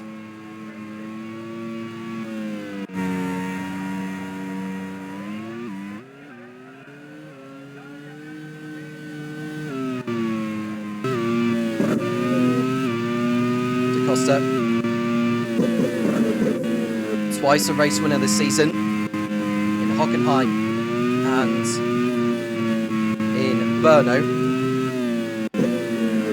Scott Dixon 2nd in the championship. He's picked up 1 win in New Delhi. Felix Chris has won 3 times in Campo Grande, Dijon Bourgogne and Parnu. Kevin Escher in 4th position in the championship. Has won 2 in Rockingham and in Poznan.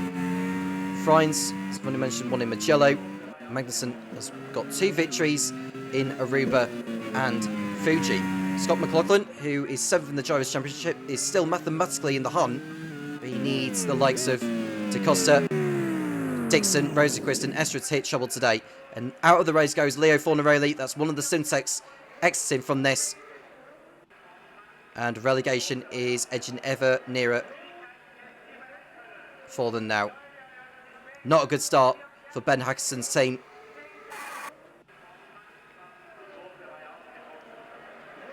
Magnussen's got back into the lead again on Friends. Don't be at all surprised to see the Arrows pilot coming back, which is doing so. Estra has dropped down the order behind Philip Albuquerque. So I wonder if Estra's on the heavier fuel load, attempting to do the one stop compared to maybe what Dixon's doing.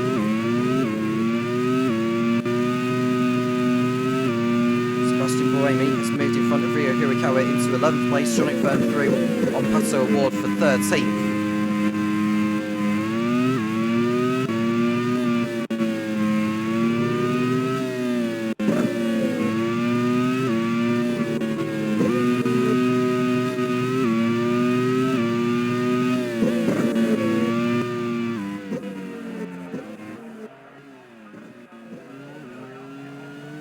Buemi, holding up Hirakawa, Vern, O'Ward and Verline.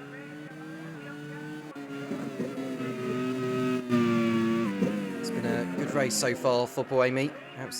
Out of the last few rounds, he's picked up some good points along the way.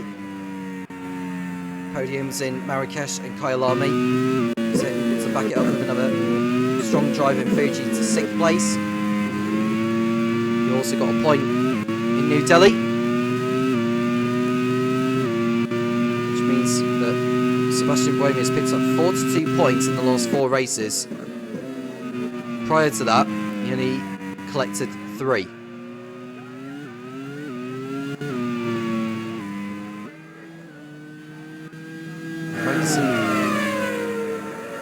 Dyson still with Frines for the lead. And whilst there is the Teams Championship and the Drivers' Championship on the line, there's also the battle for relegation.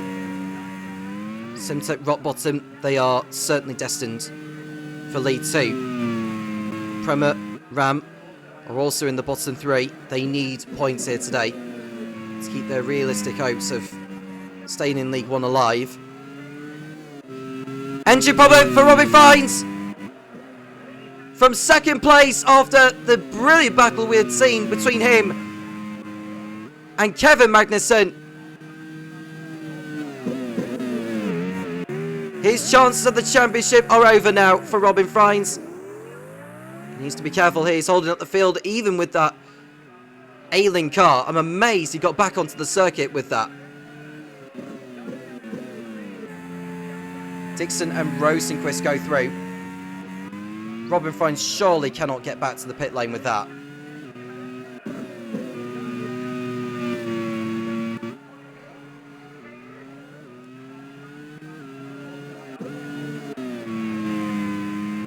Not a good sight for team manager Topher Smith.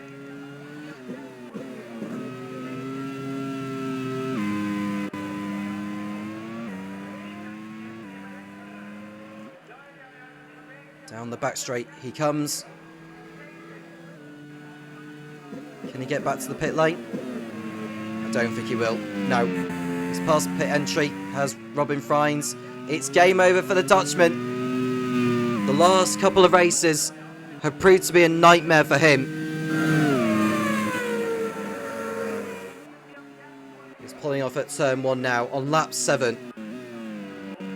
Second driver to retire from this race. And it also hurts Aris's hopes in the Teams Championship race.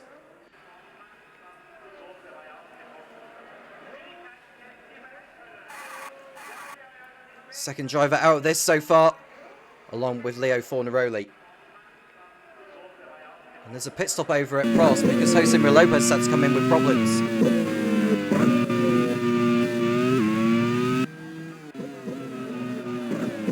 See Rosenquist attempted to get by Scott Dixon. That could have come off disastrously had they collided there. Frines will not be crowned the Grand Prix Series champion this season.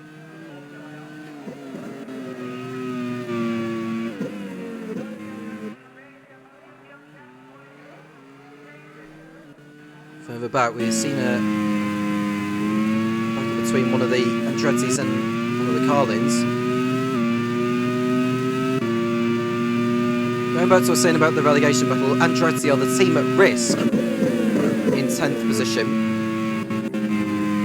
But they are 7 points clear over 11th place Ram and 12 clear over 12th place Prema. Now this time last season, at this circuit, Andretti and Prema sealed promotion to League 1. Today is going to be a different day, that's for certain.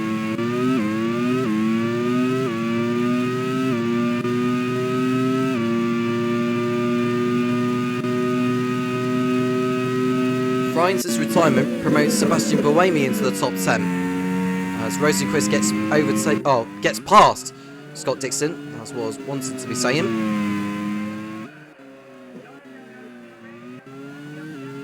Rosenquist now 4th behind Scott McLaughlin, chasing after Antonio Fitz-DaCosta. It's a Fonmatel 1 and 2.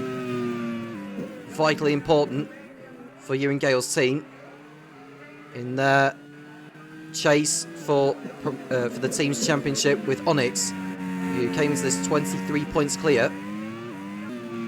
Magnussen already has the pole position point, that's safe. And Tony Fitzcosta has the fast start point. That's Philip Hansen. Dyson with Philip Albuquerque, who are running a different livery compared to what they are used to. Now BAR, who are going to be under new management next season.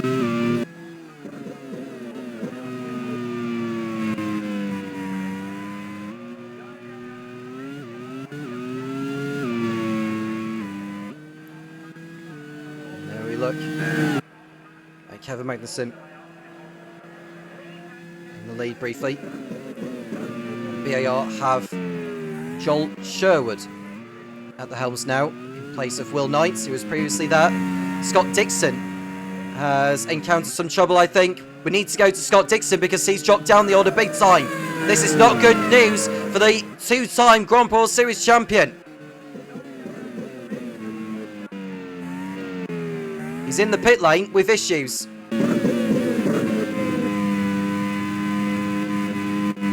Dixon's race has taken a huge turn. The man's second place in the championship has had to come in with some form of technical issue.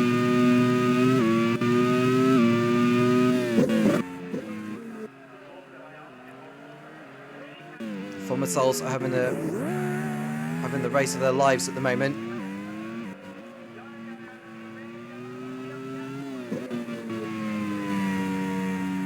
The team that almost went down last season could be on the verge of something truly special this time around. You'd already won the League 2 Drivers and Teams Championships in Season 3.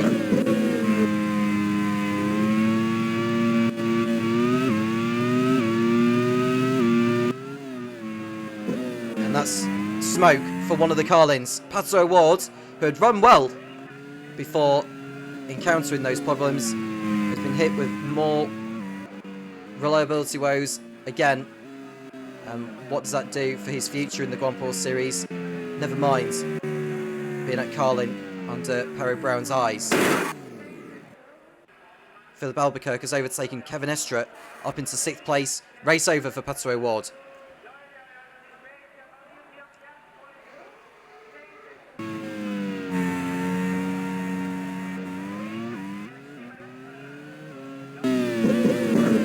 Sebastian Buemi overtakes Philip Hansen by the looks of it. He's having to slot back in behind.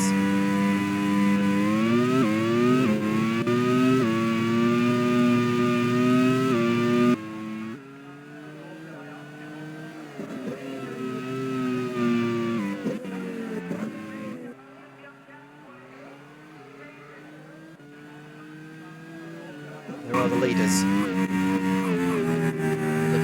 Fraga, who's running in 22nd place. Scott Dixon's just overtaken him. Behind Igor Fraga will be Jose Lopez. There's another 16-17 seconds adrift of him.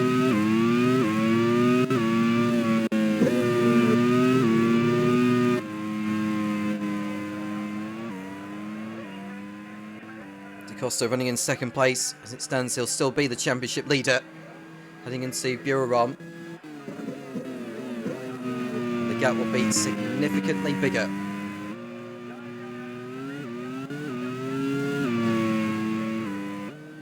This is the table as it stands. DaCosta will head into Thailand with a 12-point lead over 2nd place Felix Rosenquist. Kevin Estra will be 3rd, Scott Dixon 4th, and Kevin Magnussen, with him leading the race, will still be in contention, albeit mathematically. In the Teams Championship, the title race will go down to the wire, with the tables turning in Formatal's favour. Onyx dropped to 2nd place, and Arrows will be 34 off the top. In the relegation battle, the bottom 3 are still the same. Simtek, as it stands, will not go down today. Trevor and Ram, you already know, are close to heading down unless they can do something amazing here. Oliver Rowland, being passed by Scott Dixon, will not help his cause.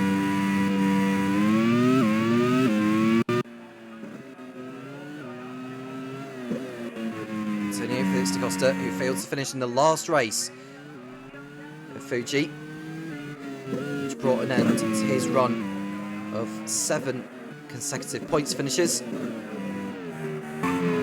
Hirakawa is behind Sebastian Buemi. He's also got Sean O'Byrne for company.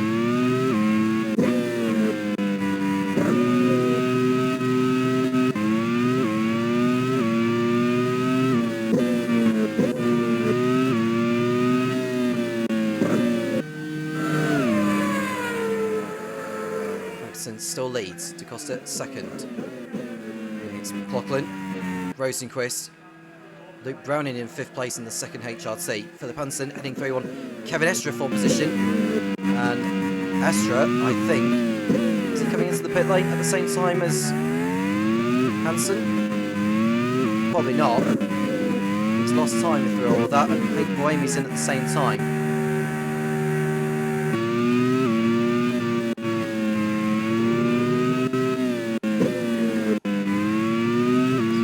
Buemi and Hansen in.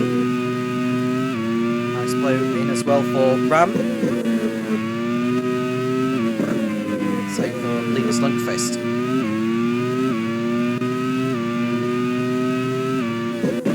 Wanting to score points, as will Tommy Guinigiri. Oliver Rowland locks up at turn 1.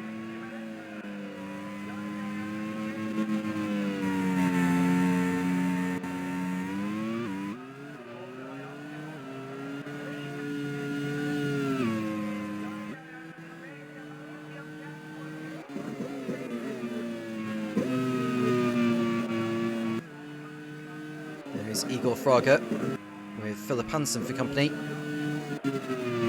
Nolan Siegel running in 14th place, yet to stop.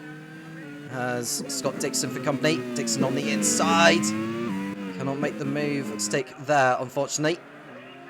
Van Dorn heading through on Jake Dennis in the foreground at turn 9. Dixon the same with Siegel.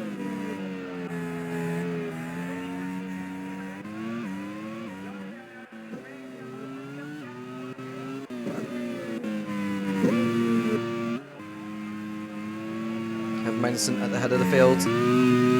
McLaughlin and Rosenquist heading in to the pits. 3 drivers already out of the race so far. Pato Ward, Robin Frines and Leo Fornaroli. Philip Albuquerque heading in for BAR. And there we see Magnussen. Gunning for 2 wins in a row.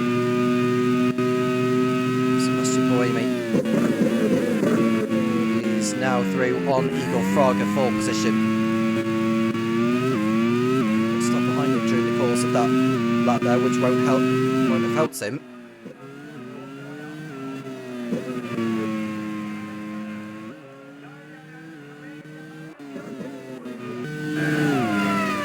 And there we see Jose Maria Lopez going past Linus Lundqvist for position. Goes the Argentine.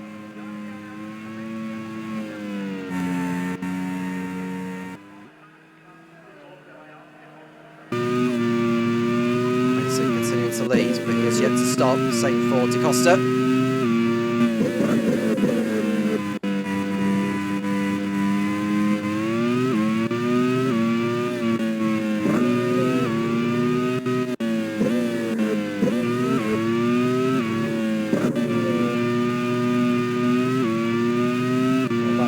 Team were approaching the 3rd way mark in this one. Da Costa pits from 2nd place, which will allow Luke Browning through into P2 unless he decides that he's heading for pit road. He's heading for pit road. Da Costa might get out in front of Kevin Estra. He's lucky, but I think Estra will go on by. Da Costa rejoins in 4th place behind Ryo Hirakawa.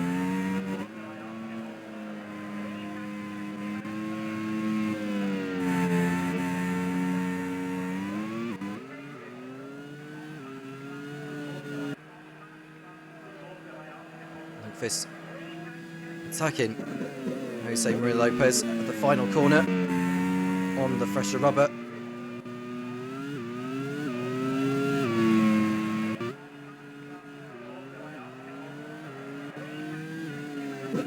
See Magnussen continuing along in the lead. Lopez coming back on Linus Lundqvist at turn 1, and this should be good enough for him to head on through unless Lundqvist has other ideas.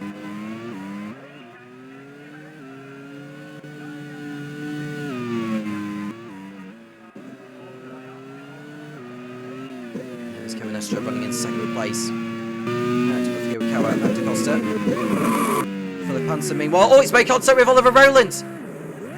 Rowland off the circuit in the Prema.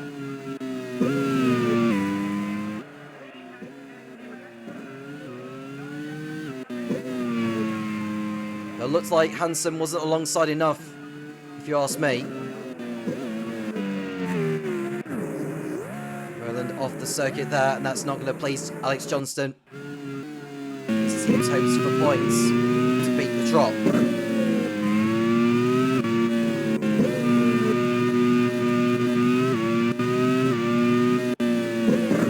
See, it's alongside, yeah, it's completely Hansen's fault on that one, so I'd expect a time penalty to come his way. Rowland's just having to wait for the traffic to go on by.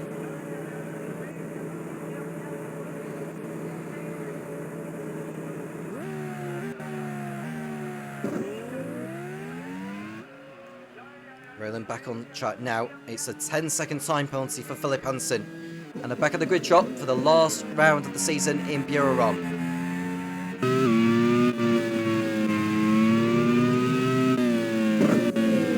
Costa is overtaken Ryo Hirakawa, and now he's edging closer to Kevin Estra. He needs to get by in his pursuit on Magnussen. Philip Albuquerque has overtaken Nolan Siegel on the road.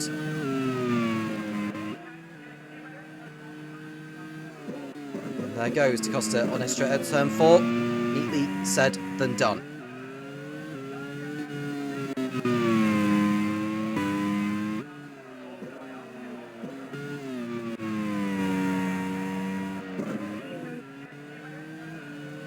Will Magnussen decide to head for the pit lane this lap, now that Da Costa is clear? Well, Rowland has come into the pits. That'll be for a scheduled stop, I think.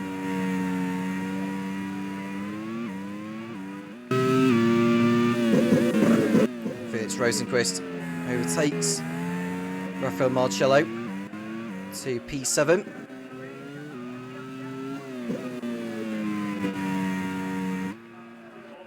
Magnussen is in from the lead. Given the gap he's got over Da Costa, I think Magnussen should stay ahead.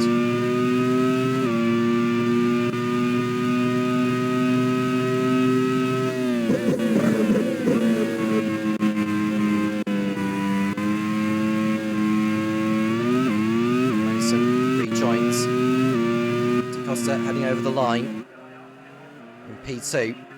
Magnussen will be on the fresher rubber, so he'll have the chance to pull away.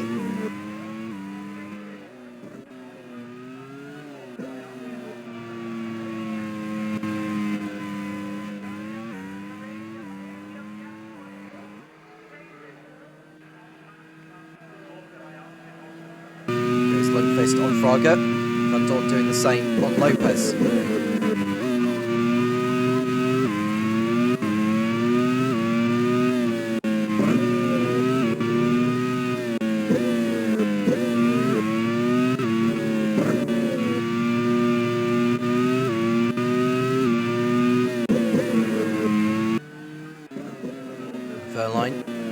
Oh, Tustin, that's the HRT punting off the circuit, and that is Scott McLaughlin.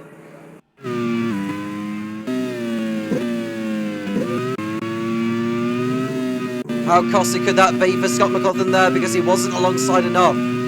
If the penalty was given to Philip Hansen for literally the same thing, this could pretty much spell the end of McLaughlin's hopes for the championship for another season. Furline doing his best to get the car turned round. He's having to wait for the traffic to go through, which is even more painful.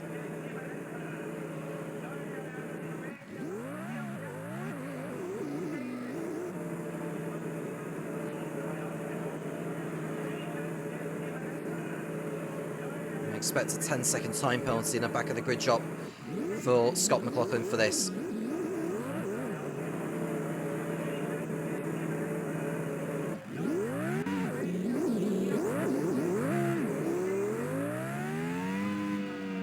Furline is back on track now. Race control issue a 10-second time penalty and a back of the grid drop to Scott McLaughlin.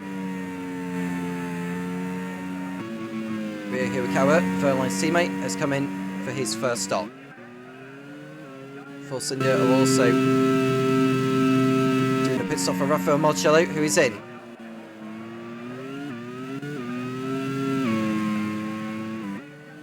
Jake Dennis. Doing a pit lane for Andretti.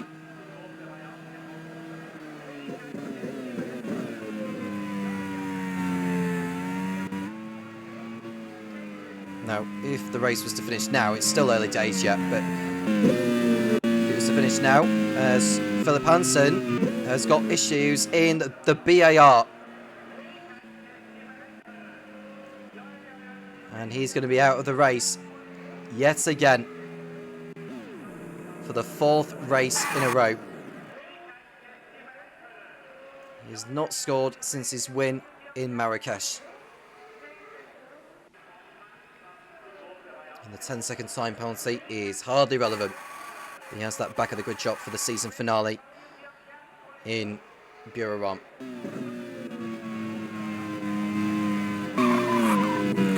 And off goes Lundqvist. Oh, who's that he's come together with?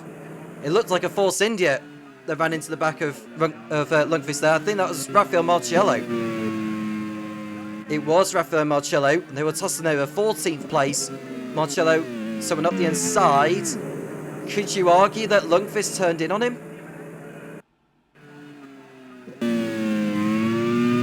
We shall see. We'll have a look from Marcello's angle.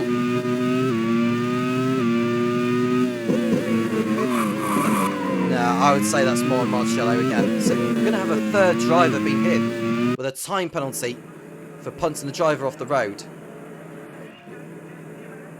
Kevin Magnussen, the new fastest up of the race.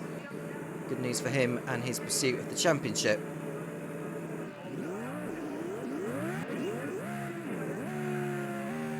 First gets back on the circuit. There was a big bump as he rode the curb there. It's a 10-second time penalty for Rafael Marcello and a back of the grid drop for Buriram. Scott Dixon, after his technical difficulties earlier, has recovered to 6th position. Buemi, meanwhile, is attacking Verne for 9th and is heading on through.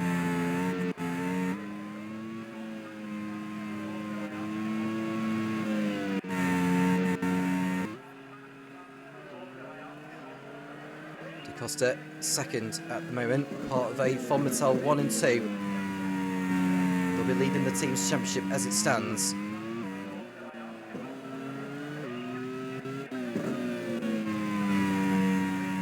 And Furline has come in for his first stop at the back of the field.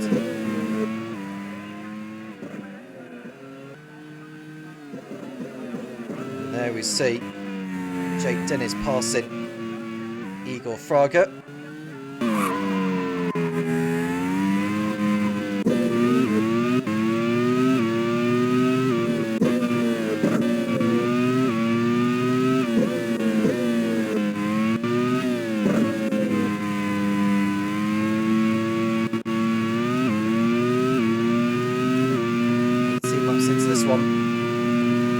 Is the driver in 3rd place who has yet to stop. He's going for the 1 stop compared to most.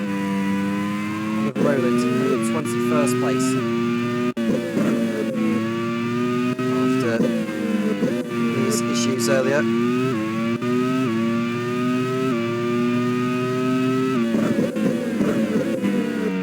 leaders out of the race: Philip Hansen, Pato Award, Robin Frines and Leo Fornaroli.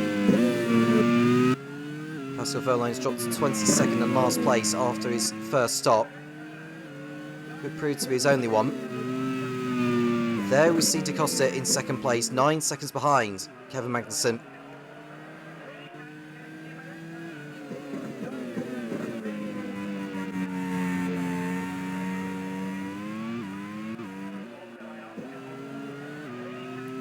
Incredible show so far from Fonmetal.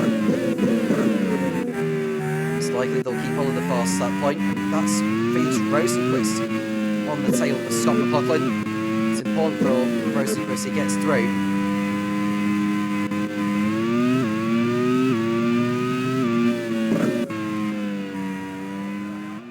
Kevin Magnussen out of the last corner.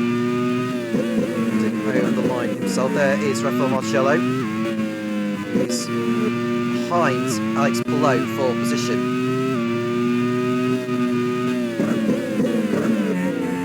And that's Nolan Siegel running into some issues there. That was too easy of an overtake by Alex Palou. Yeah, you can see Siegel slowing in the Simtech, further compounding the team's misery of Season 5. See, that's Van Dorn trying to go through around the outside there. Van Dorn does get through.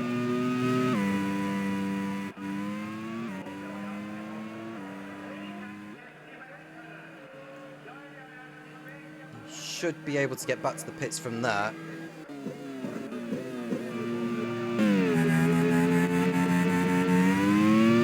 I think Lopez is following in it.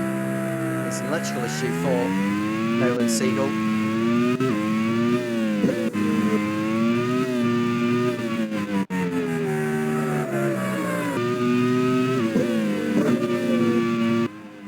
Scott McLaughlin running in third place briefly. He's now ahead of Kevin Estra, who still hasn't stopped yet. In the lead to Sepang Grand Prix.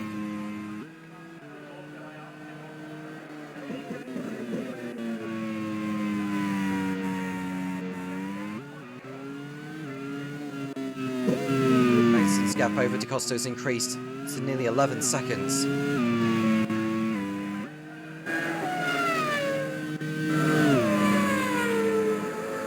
Table as it stands. DaCosta will be 5 points clear over Felix Rosenquist, Kevin Estra, Scott Dixon and Kevin Magnussen are all still in the hunt. The team's championship, Fonmetal 6 points clear over Onyx, but they were a long way behind them coming into this one.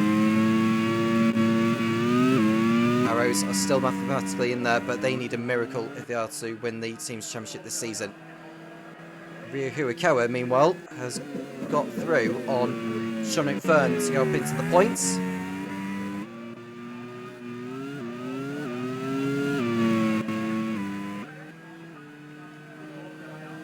Rosenquist has got by Estra for position. Rosenquist is now in 4th place following that overtake by getting that overtake done. He's on 159.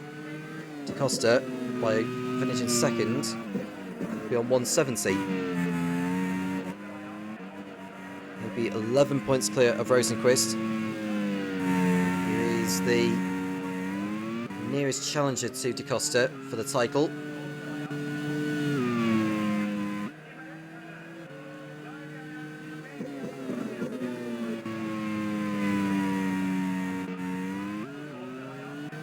Seconds is the margin between Magnussen and DaCosta. We're right on board with DaCosta. We cannot do anything about the Dane further up front.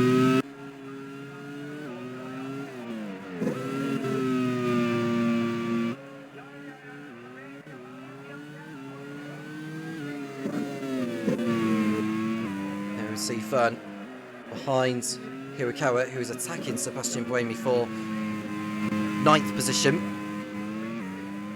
Quite a long way to catch up to Philip Albuquerque, who is kept himself out of trouble so far. He's yet to score in the Grand Prix Series. Kevin Estre comes in for his one and only stop. Horikoa does overtake Sebastian Buemi.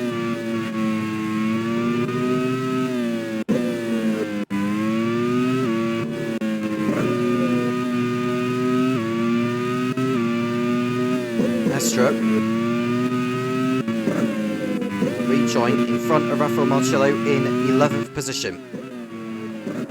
Magnussen puts a lap on Pascal Wehrlein.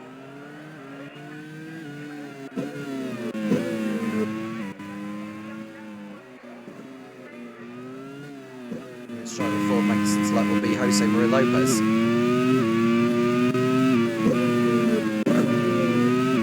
Halfway through this one, and so far so good for Fumatel. Not quite so for Tommy Kinijiri, who locks up at turn 1 on his return.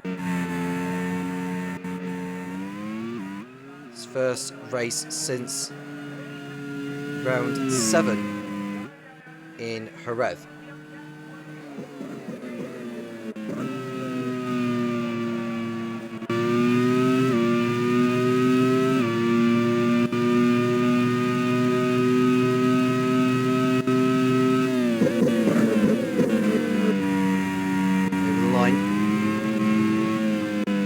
And Da Costa nearly 13 seconds apart from each other on lap 23. And it's McLaughlin, Rosenquist are in their own fight for third place.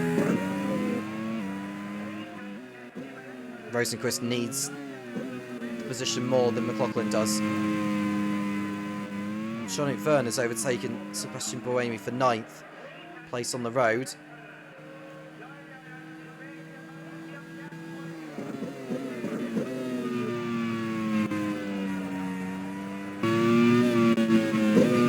Fighting back with Verne. It looks like he's got back ahead of him at turn 1.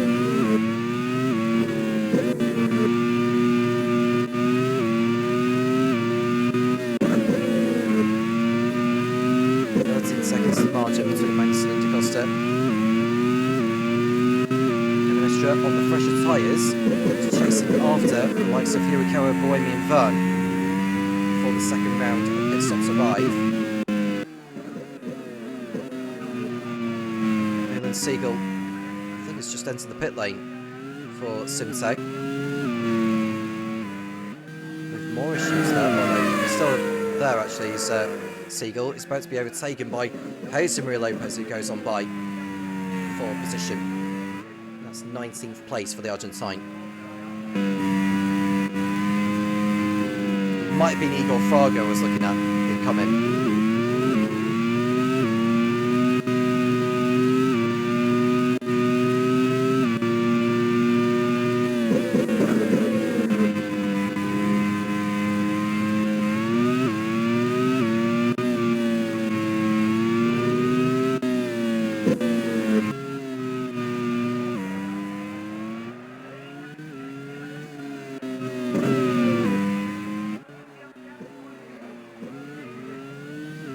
Lap 24.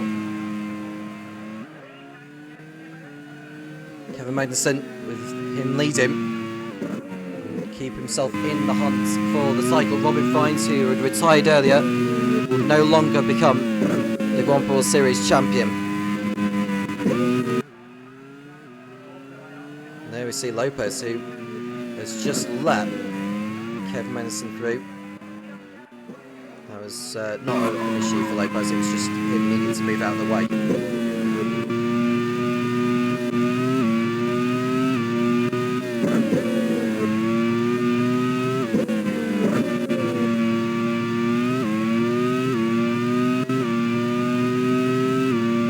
And Jean-Luc Verne has retired from the race in the Force India.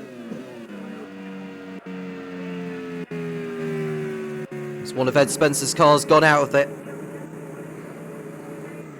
Now, Force India, believe it or not, are sitting in 13th position out of all 26 teams in the Grand Prix Series to be on the grid for Macau after the last championship round is completed. The 23 clear over Prost, and when you consider that 40 have picked up points a little bit earlier in the Lead 2 event, they can still get caught.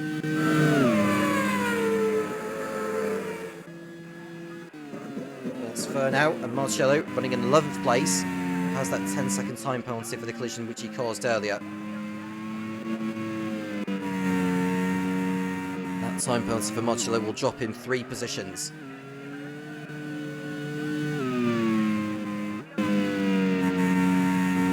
Scott McLaughlin 3rd right now in the HRT, having his best race in a while. He hasn't finished on the podium though since Mugello. Since then it's been 2 4th places, a 5th, a 7th and a 10th.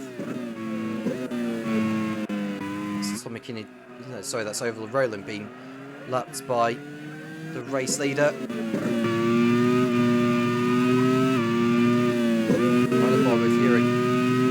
Who's 5 seconds up the road from Sebastian Buemi, who's being chased by Kevin Estra.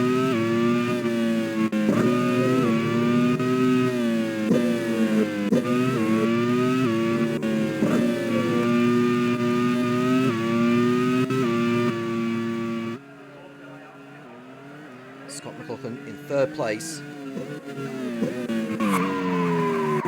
Chased by Felix Rosenquist, a lock-up from Philip Albuquerque.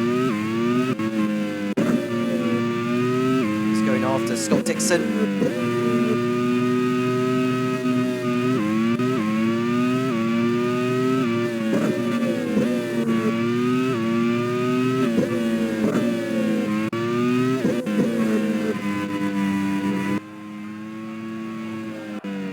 There's Antonio Felix da Costa in 2nd position. McLaughlin and Rosenquist are next.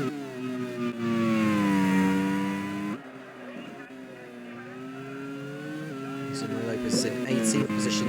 So Verline's got ahead of Nolan Siegel.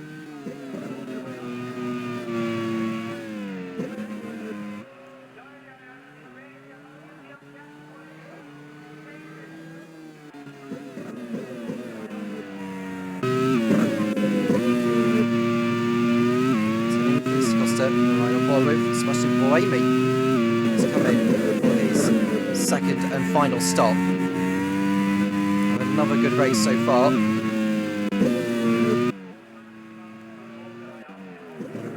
Rejoin, I think, ahead. He's certainly going to rejoin ahead of Alex Palou. I think he's also going to rejoin ahead of the likes of Lundqvist and all that. Nice blow. We're heading over the line, or heading out of the pit lane. Buemi has rejoined in 13th position. He's got some clear track ahead of him, which is good news.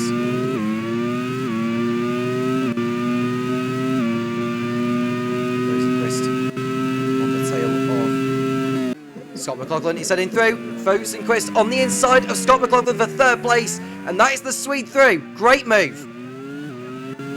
That was important as well. And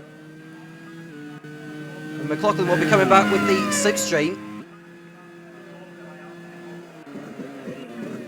McLaughlin back through on the inside. Rosenquist is not going to be able to hold on from there. And that's McLaughlin back through into P3. His teammate Luke Browning comes in for his final stop.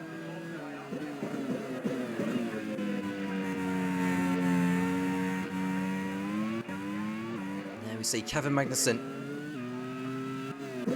increasing the margin more and more and more.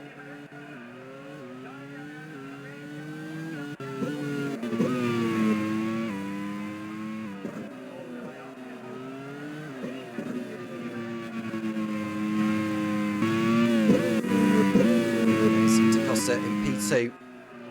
Igor Fraga being lapped by Antonio Felix da Costa.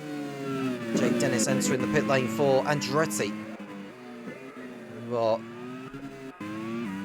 gunning another points finish, which will be their 4th point score in the last 5. If they can do so today.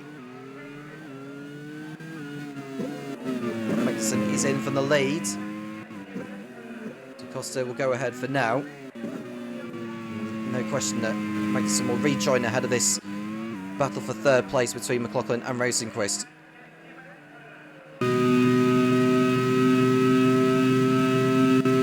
Rosenquist will head on through at the last corner, but will McLaughlin fight back at turn 1?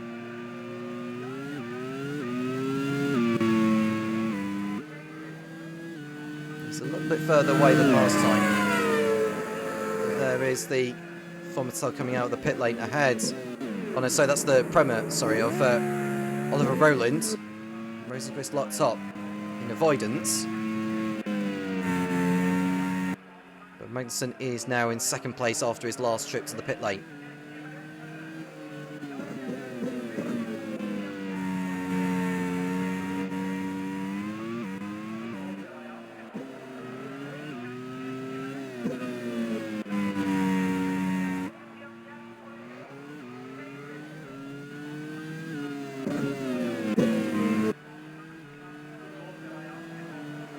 We see Magnussen in P2.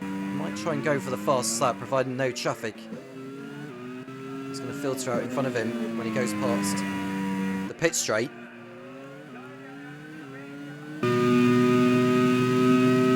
Furline heading through on Jose Maria Lopez for 17th position. That's the Minardi driver heading on by.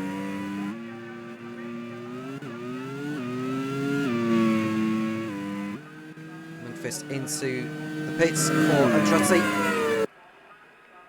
And out goes Sebastian Buemi for Prost. Now, it's mathematically certain that they're not going to survive today, but they are going to be heading into the last rounds, knowing that they're still mathematically in the relegation battle with the likes of Carlin, Andretti, Ram and Prema.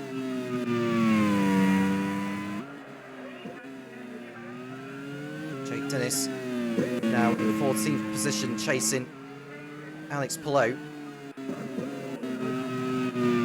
Sebastian Buemi, race winner here last season, out this season.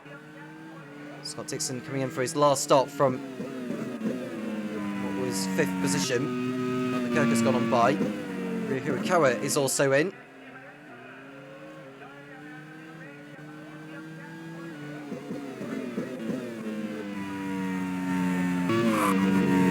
Marcello coming in also for Force India.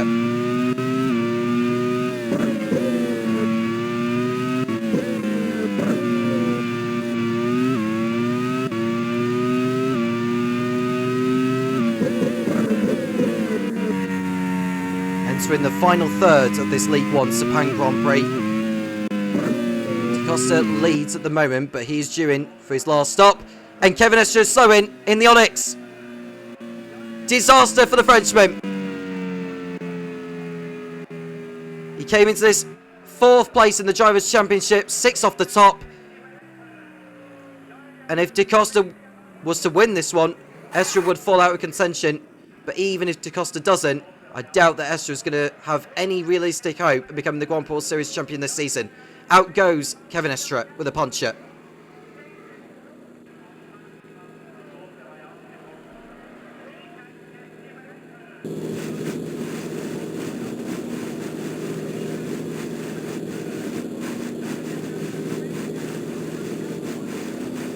Rosenquist entering the pit lane as well for Arrows in 4th place, or 3rd maybe, when he was battling with Scott McLaughlin. And Astra's car is by the Armco, it's well out of the way. Philip Albuquerque is in for BAR from 5th place. Vernon goes on by. Scott Dixon goes on by.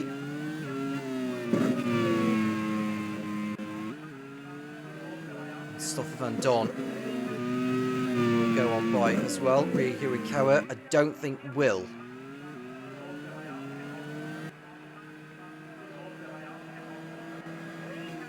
And that's Alex Palou being overtaken by Jake Dennis.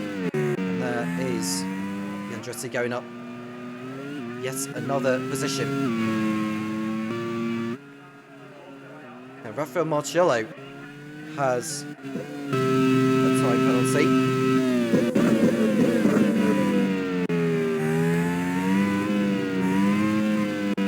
Which would drop him out of the points to 13th.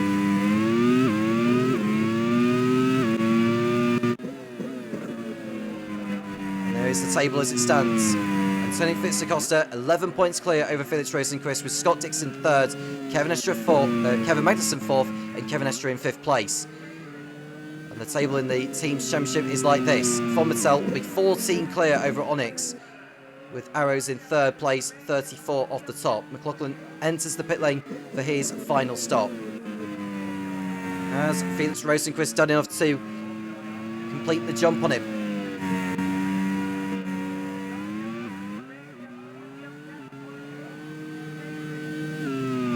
Costa back in 2nd place. Philip Albuquerque is coming through on Stoffan Dawn, who goes into the pit lane for the final time.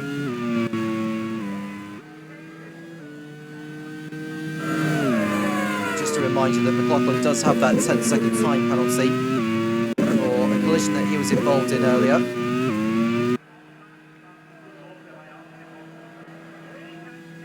He's come out of the pit lane now, ahead of Luke Browning.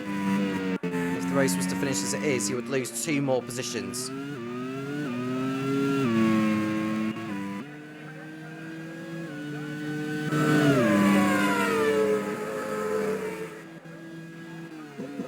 Tommy Kinijiri also in for Prema. Verline the same for Minardi. Which will promote Maria Lopez up into 13th position.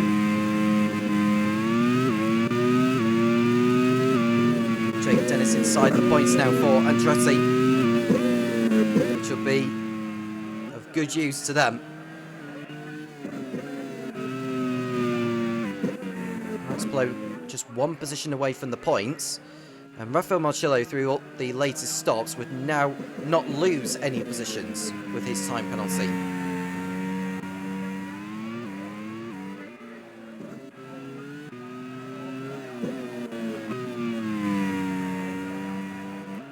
Rosenqvist, by finishing in 3rd place, would move him on to 162 points. DaCosta, by finishing 2nd, will move on to 170. Rosenqvist will be 2nd in the championship, going into the last round.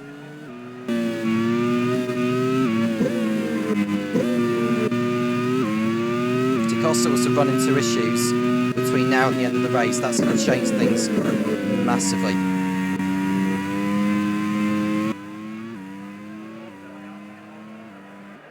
And there we see Lopez in 13th, being lapped by Kevin Magnussen. Must have been off it again today overall. He wanted the season to finish, but realistically they look good to stay in League One.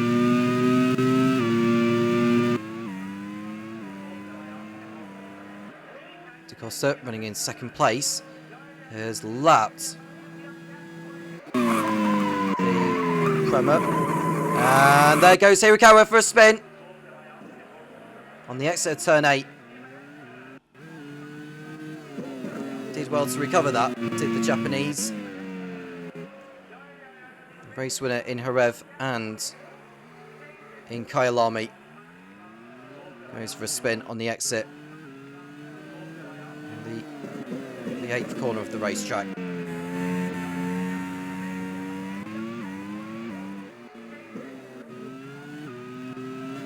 It's looking so good for Hirakawa and for the Minardi squad to finish their season on a high in what's been a tricky season, as we said, but their reliability has been better than in previous.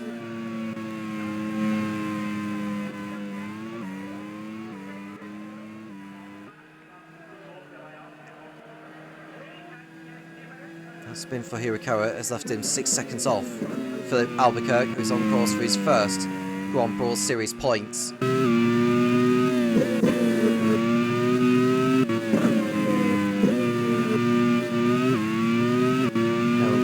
Costa won't be crowned Drivers' Champion at the moment, but going to the last round with a decent lead over the others. Alex Blow under attack from Stoff Van Don, who'd only just made his final trip to the pits, gets past the Spaniard.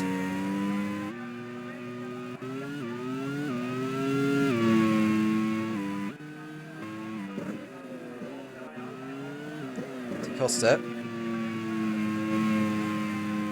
is doing his best to keep his car on the road.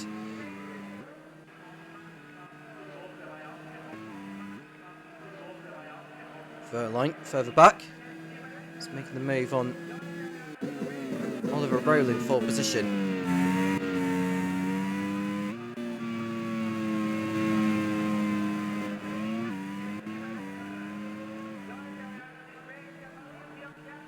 Felix Rosenquist, podium finisher 5 times this season, including 3 wins. Desperate to get another one on the board today. You can't do anything about Da Costa or Magnussen. McLaughlin's time penalty will drop him 2 places to 6th place.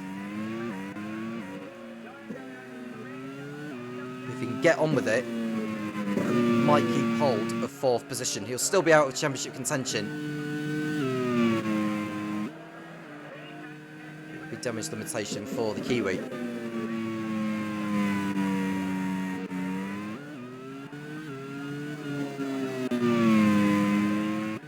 Stoff Van Don is on the tail of Jake Dennis, and we are with that battle now. Right on board with Dennis. Van Don will be on the inside of the Brit, and Van Don puts his Carlin back into the points. A great effort from Van Don, and it's a fiery end to Oliver Rowland's race, and Prema's time in League One is edging nearer to the exit.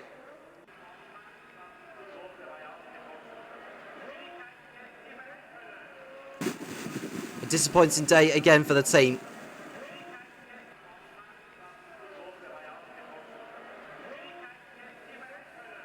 Rowland retires from the race and goes no further.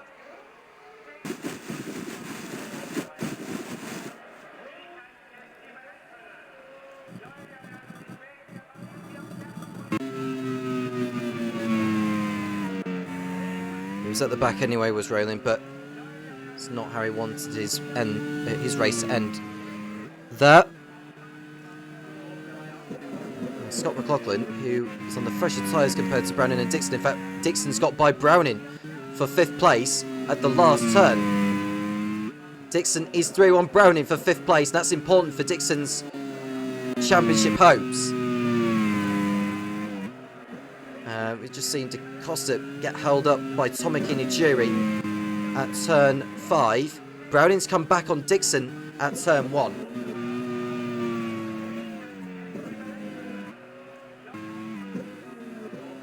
And that is Magnussen going after his next back marker, which is Jake Dennis. And there we see Browning and Dixon consuming their dice, and Dixon gets past Luke Browning. Up into 5th place goes the Kiwi.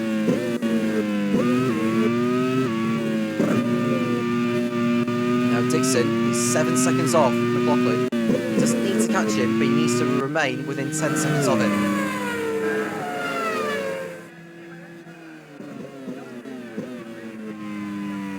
Last driver to take back-to-back wins in League One this campaign was Scott McLaughlin, who won in La Plata and Indianapolis. Kevin Magnussen is nearly there. He's 7 laps away from his 4th Rob World Series win, his 3rd of the season.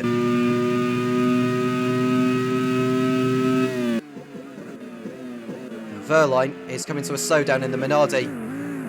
It's a front suspension failure that has sidelined him.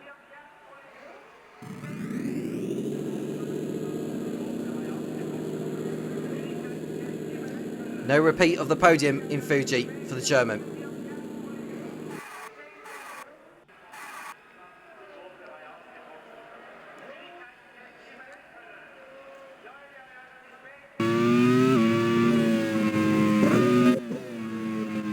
Magnussen being held up by Jake Dennis, who's doing his best to get into the points. And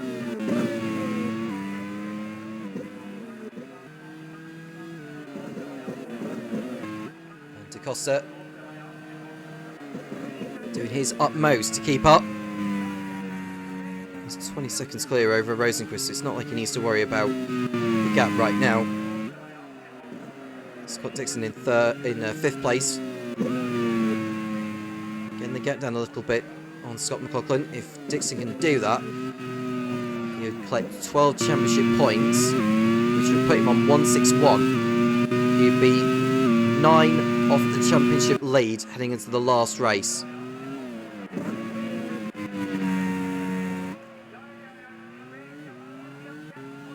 McLaughlin's time penalty will drop into 6th.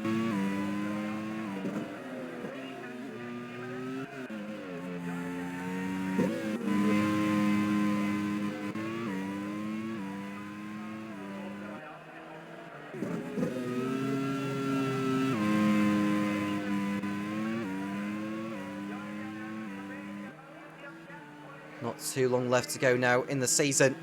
1 round to go in Buriram in Thailand.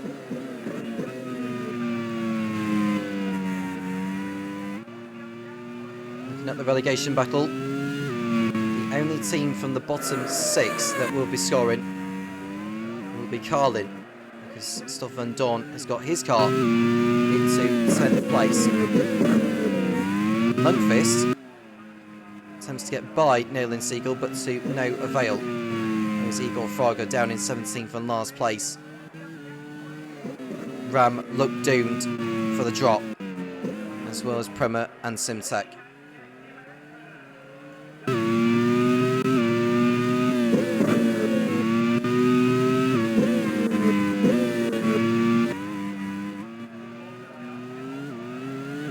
See Van Dorn running in P10. Good for another point. Van Dorn has finished in the points, or has scored points, on 9 occasions, including the last 2.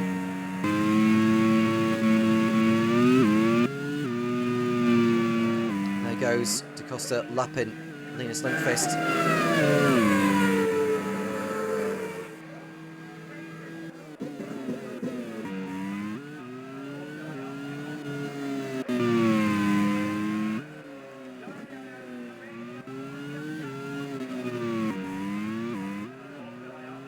DaCosta laps Nolan Siegel.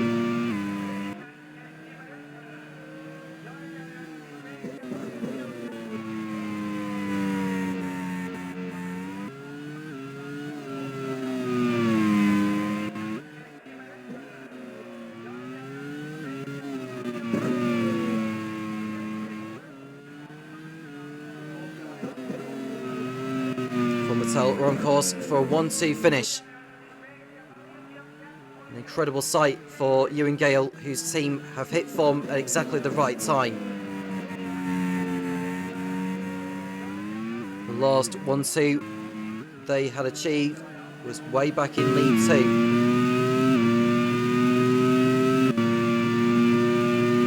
In Curitiba, Brazil.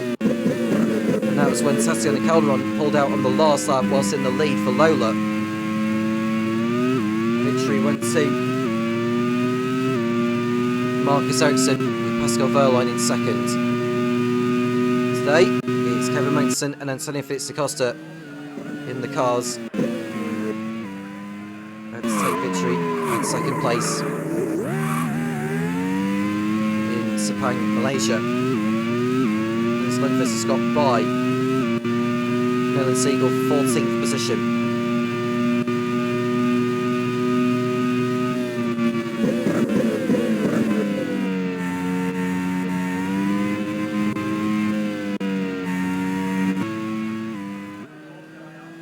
Felix Rosenquist looking good to stay in the championship fight heading into the last round. And Van Dorn goes off the circuit in the Carlin, and very lucky not to break his front wing.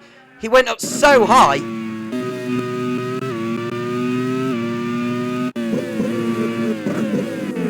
That was Magnussen trying to lap the Carlin. Now it's it's not Magnussen's fault by any means. It's just Van Dorn not really reading into the situation and going off the racetrack.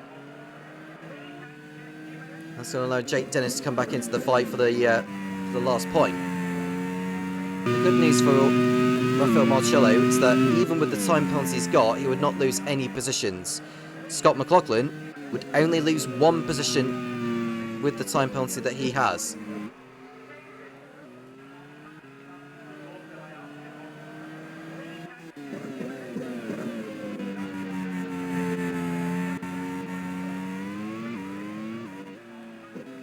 What an incredible day. Pole position, fast lap, first and second. It cannot get any better for a team manager in the Grand Prix Series. And Rafael Marcello locks up at turn 1.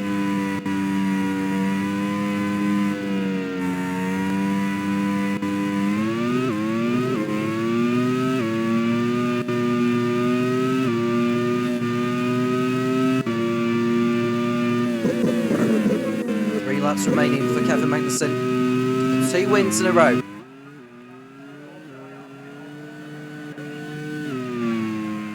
No one would have thought it'd be in the championship fight heading into the last round, but that is about to be a reality for Kevin Magnussen, who is so nearly there.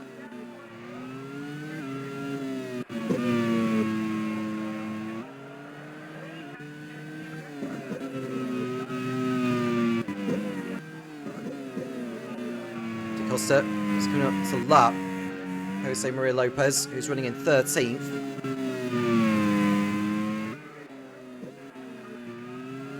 It's not going to be close enough to go after Alex Palou, I don't think.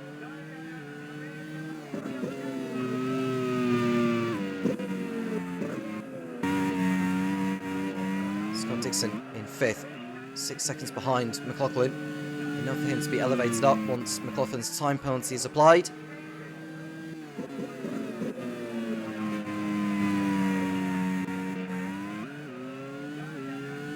It hasn't been a good day for Onyx by any means, but Dixon will remain in the hunt. Estra just about, but that non-finish will have cost him dear. De Costa knows he just needs to make it to the end. 8 points clear he will be over Felix Rosenquist. Scott Dixon 9 off the top, Kevin Magnussen 23 off the top, and Estra 24 off the top. A 5-way battle for the title in Buriram, Thailand. In the team's championship, Von Mattel will be 10 points clear over second place Onyx, Arrows 31 off the top. A 3-way battle in that respect to be crowned the League One team's champions.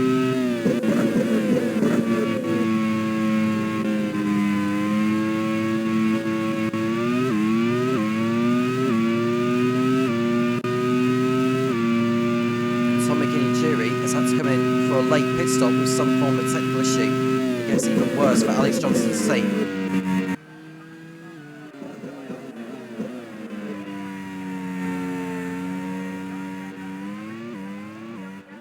Nelson ran about 8 kilometres away from the checkered flag. It's well deserved, absolutely well deserved.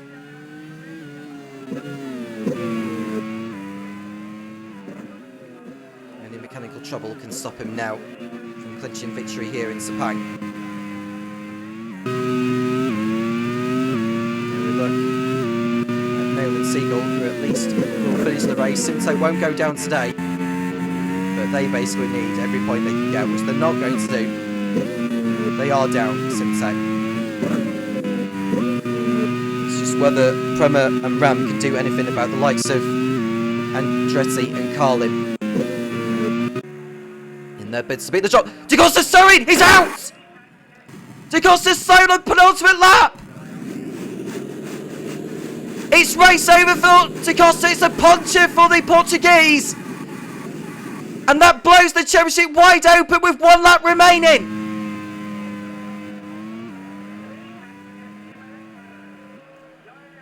Unbelievable! Kevin Magnussen starts the final lap in the lead, but his teammate De Costa is not going to make it to the checkered flag.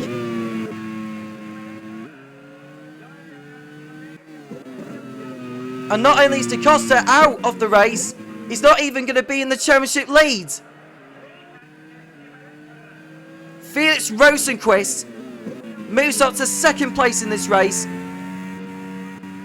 And he's going to be the championship leader heading into the finale. And Kevin Magnussen will be a lot closer. He's just going to be 5 points off Da Costa, while Rosenqvist, by finishing second, will be 13 clear of Da Costa. We'll go to the championship points battle in a moment. But Kevin Magnussen is about to complete his final lap. 2 wins in a row it'll be for the Dane to keep his hopes for the Grand Prix Series title alive. Kevin Magnussen wins the League One Sepang Grand Prix. A second win in a row for Von Mattel, but it's by means no celebrations in comparison to what they had hoped for. But a win is a win for Kevin Magnussen. Von Mattel, well, who had thought they were going to be leading the team's championship, are going to have to hope for all the best in Buriram to seal it. Seen the laps cars heading over the line, including Jose Maria Lopez. We want to go to Felix Rosenqvist, who has not had a lot go for him in the last few races, but he's going to pick up a second place finish for Arrows. Not a bad result. Felix Rosenqvist will be the championship leader heading into the final round of the season in Thailand. Scott McLaughlin's time penalty drops him out of the podium places. Dixon moves on to third place. And it'll be Luke Browning in fifth. Philip Albuquerque will pick up his first Grand Prix World Series points in sixth. Ryu Hirakawa seventh. And Rafa Marcello, even with the time penalty, will be in eighth position. Stoff Van Dorn picks up a couple of points for Carlin in ninth. And the last point going to Jake Dennis. A much needed point for Andretti. An important one to beat the drop.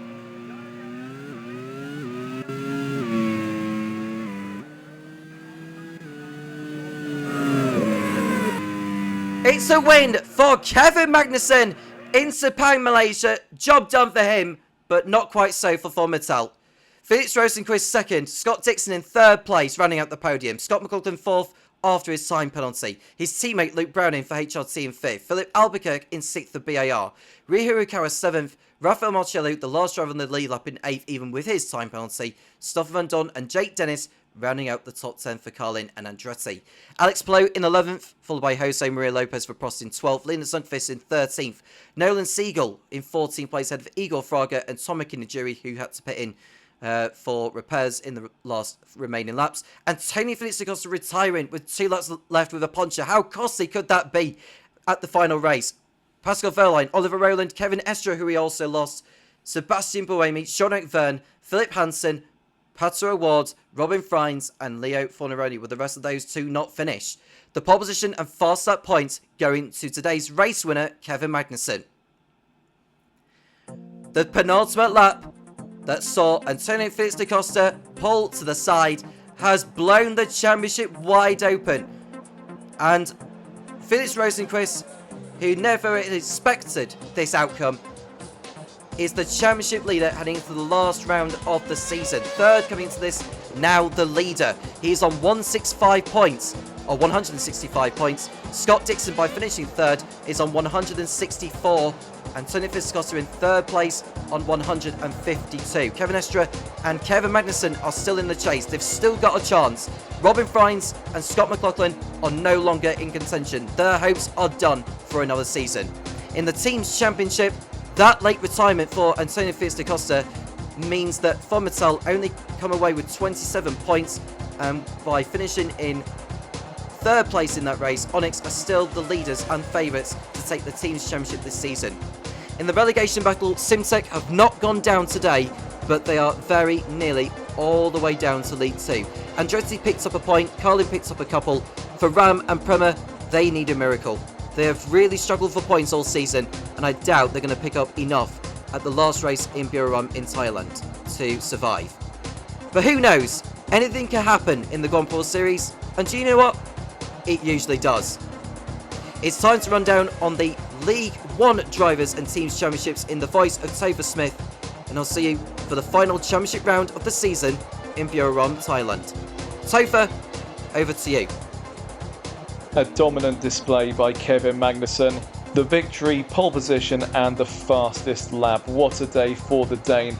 And he keeps himself in contention in the championship as a result. But as for his teammate Antonio Felix da Costa, what could that retirement do to change the destiny of this championship? On the penultimate lap, he retires from the race, and with it, he lets slip the lead of the championship. Let's have a look at the standings after that race. Felix Rosenqvist has moved back into the lead of the championship by 1 single point over Scott Dixon. Da Costa could have been leading on 170 with second place today, but their retirement means he is now third on 152. Kevin Magnussen still mathematically capable of winning it on 147, and Kevin Estre on 146 points. It is now between the top 5 for top honours in the League 1 Drivers' Championship. 19 points covers them. Kevin Estre needs to win next time out or his title aspirations are over, but they will all be fighting as fiercely as possible to get that title. As for the teams, Onyx leads the way on 310, 11 ahead of Formitel on 299, and a further 10 ahead of Arrows on 289. 21 points covers the top 3, and it could be all guns blazing in the final race to get that championship. Looking at the promotion battle, no one is officially relegated just yet, but it looks like it will be game over for Simtek. And then the likes of Ram and Kramer, they are in the relegation zone as it stands, but a strong result in the final rounds could change all of that. It's unlikely given their relative lack of pace to their rivals, but never say never in the Grand Prix World Series. Well, after a fantastic day of action, we have one champion crowned in the form of Shane van Gisbergen in League 2, but we still have 3 more titles to be decided, as well as our promotion and relegation battles as well. It will be all to play for when we head to the last round of the season in Buriram in Thailand. Until then, thank you so much for tuning in. It's always a pleasure to have your company. I'm Topher Smith. Take care.